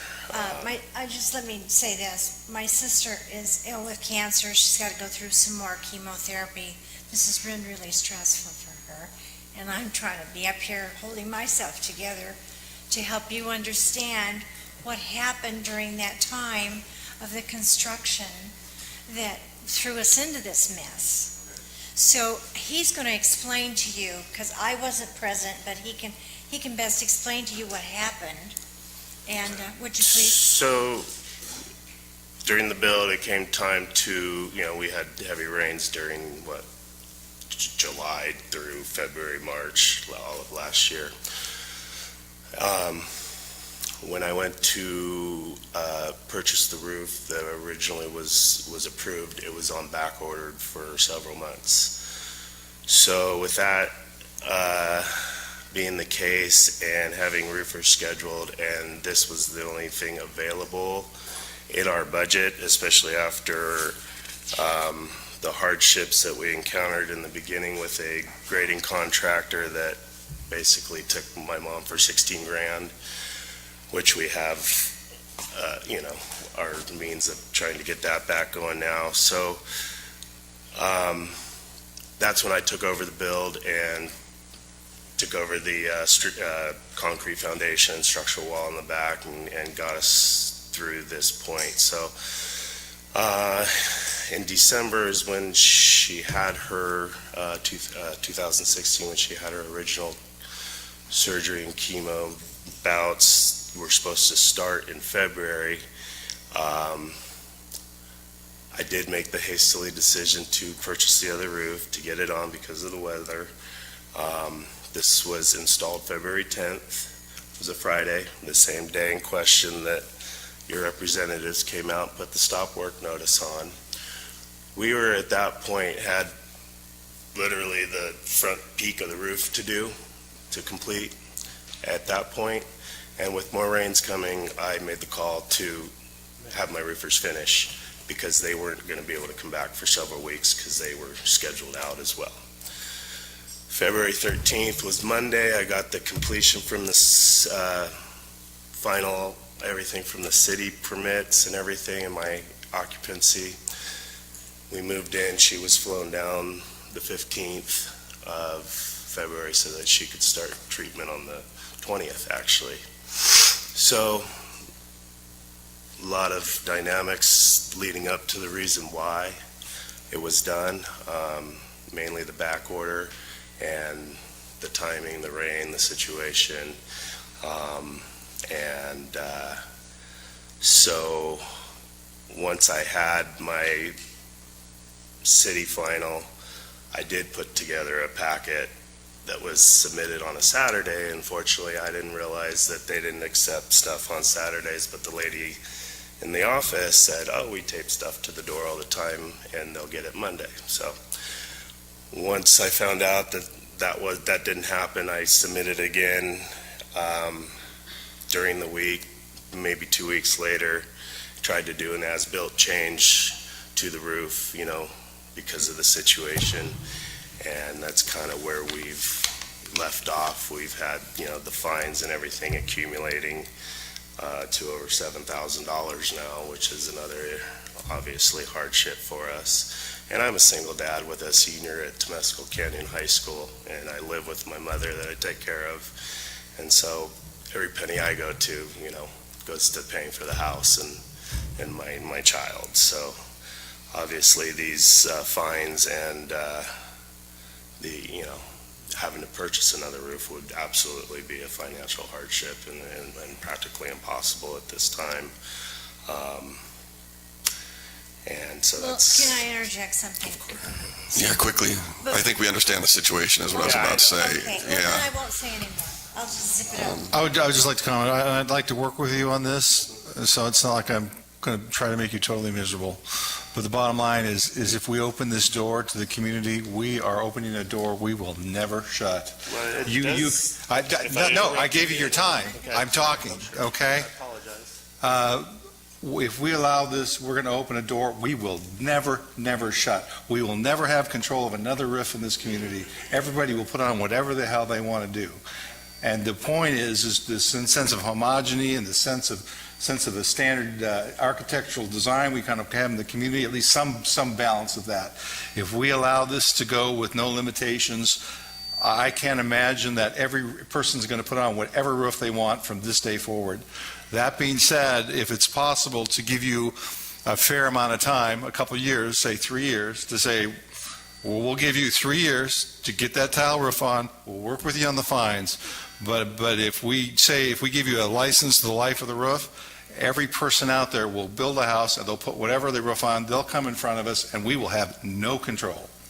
But if we can give him some grace to work through his financial stuff, I can work with some of that.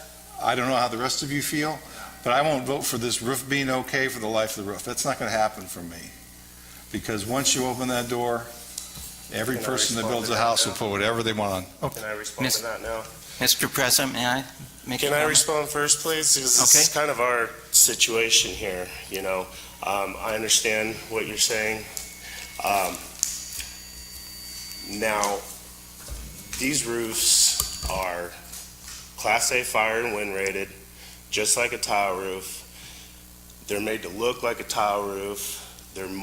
According to the fire department, which I can't get statements from them, that the problem with concrete roofs is when a wind-driven fire, and as you guys well know, in here in Corona, those are all concrete tile roofs.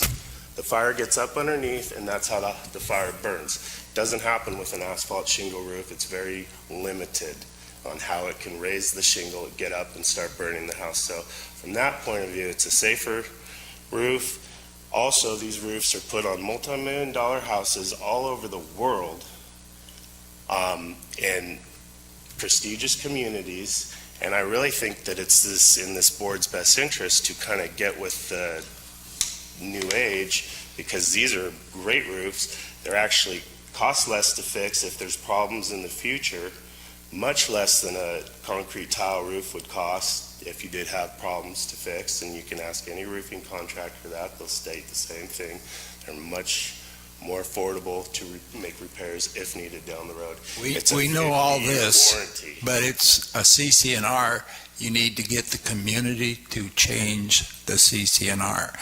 We're well aware of the qualities of the product. Okay, and like Cheryl said, it's not an aesthetic issue. Okay. It's a CCNR issue. Yeah, And I know for a fact. Its materials may be approved by your committee, if so. And that's my big mistake here, is that I didn't get the approval before. You have a brand-new build going on right now that was going on before I even started my build on Coveview.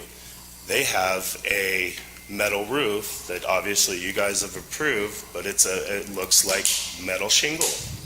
But it's actually a metal roof, but it's a brand new home. I have pictures of it. I've seen the material. Okay, we Is it need not to... metal? But is it a metal roof? Hold on, sir. Sir, I don't want to discuss what everybody else did. We're focused on just this particular roof. The whole thing is, he made a mistake in the judgment that he made because his mother was going through chemotherapy. He wanted to get her down here. We had 215% more rain, especially in that month, and he didn't want to ruin the rest of the home. So he made a mistake because that was not available. The roof that he originally had ordered was out of stock and he couldn't get it in. So he tried 2 companies, could not get the roof that you folks wanted him to put on. So he had to go with a roof that was aesthetically looked like some of the other homes here, and he made the mistake of not getting the approval first of the, I mean, I understand his way of thinking, but still, I understand the way you think too. You need to adhere to the CC&Rs. And if he could turn back the clock, he would. The thing is, the contractor that he hired at first, his mother did, she gave him $16,000 up front, he absconded with the money. So they're still working through the state contractors licensing board trying to get some of that money back. But to be quite honest with you, they're really, with her having the chemo and everything, they're really kind of strapped for funds. And I understand. I just want to, I want to give you a little background because, you know, this wouldn't be a thing that he would do on his own other than he felt that his back was against the wall for the factor that the rains were so bad. If we hadn't had 215% more rain in that month, he probably would have went ahead and waited, but we did, and he was afraid he'd ruin his home. I understand. I've got that. I think we have the picture. I understand what Dale's saying too. I just think, I don't think because this one roof happens under extenuating circumstances that it's going to cause everybody, I mean, there's a process they have to go through. They have to get the permits. They have to get it approved. I don't know that having one roof that had a strange situation in a very rainy year, which is rare for us, is going to cause everyone to put on whatever roof they want. And I do think this would be an extreme financial hardship for them. I mean, a roof is like $25,000 to $35,000, and we're going to have them take it off and put another one on. That's Probably wouldn't have to take it off. They could probably go over the top. Weight-wise, I can't do that with the trusses. I'd like to see an engineer say that, to be honest. I will show you my truss company, and you can talk to him that the extra weight with both roofs is too much. So we don't even have a motion yet, do we? I have no problem doing the variance and Yeah. the lightweight concrete that we were talking is about 900 pounds per 100 square feet, and the shake is around 400 pounds per 100 square foot. All right, so It's quite a bit difference in weight. we'll just see what the board says. I make a motion that we, under these circumstances, we make a recorded variance to allow them to have this roof. I second it. Mr. President, could I say a few words? I think everybody said everything needs to be said, John. So I think we've all discussed it to death already. I'll just call for the vote. All in favor? Aye.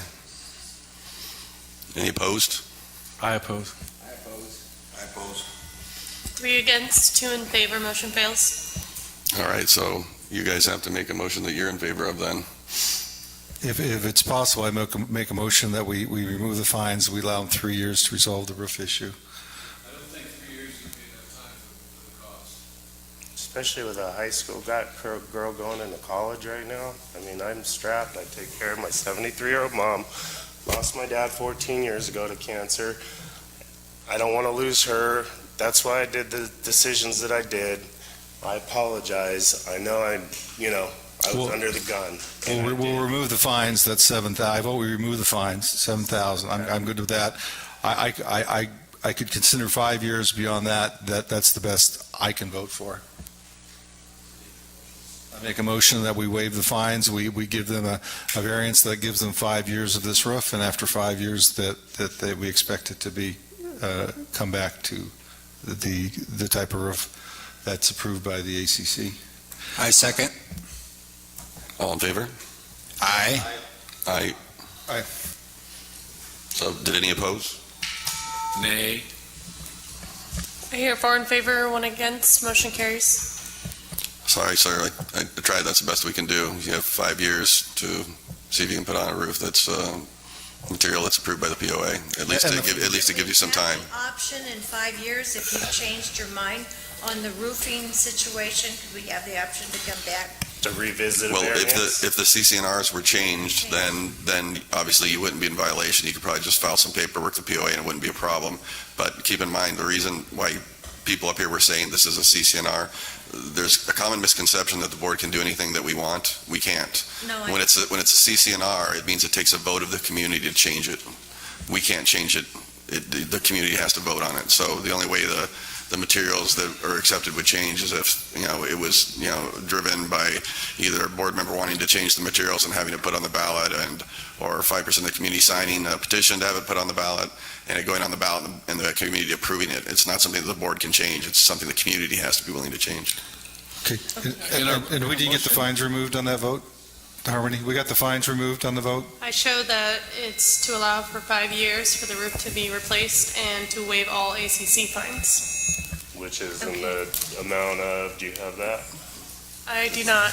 It'd just be all of them, essentially. That The way doesn't matter. that the fees, the interest, the penalties. So next month I'll get a bill for my association and nothing else. And then in 5 years, we're going to, the process will start. So, I just want, I'm trying to meet you halfway, and And I appreciate it. Well, we appreciate that, truly we do. I mean, I was really praying that the Lord would work it out for us, so I appreciate that. Okay, that's it. Your fines will be waived. You'll have 5 years to replace the roof. Hopefully you'll be in a better financial situation in a few years and you'll be able to do it. And we thank you for coming in. Okay, then we can maybe come back then, huh? We'll see. If the CCNR changes, then you could, Okay, all right, okay. Unfortunately, we haven't been able to get the 6-foot fence approved, which I hope will be on the ballot. all Is right. there a way to submit a process through the CCNRs to maybe get those aesthetically pleasing roofs done? Because You'd have to either convince board members to put it on the ballot or you'd have to get signatures from 5% of the community to force it to be on the ballot. like I said, these roofs are put on multi-million-dollar homes all over the world. They are aesthetically pleasing. They do, I understand. I think they should be allowed in here. They very well give a good mix of. I understand. It's late though. I want to dismiss. Okay, real quick. Go by and look at his house, it's a beautiful. Real quick, I just want to make sure you understand that staff will be getting in touch with you with the paperwork for this recorded variance, and there is a cost associated with that, okay? Now, It's a minimal cost though, right? $50-$100? It's $150. Okay. in regards to the new construction deposit, is that just forfeited and lost, or what happens with that? No, but you can call me tomorrow morning and we'll discuss that. Sounds good. All right, thank you very much, all of you, I appreciate it. All right. I make a motion. We adjourn at 9:27. I second. All in favor? Aye. Aye.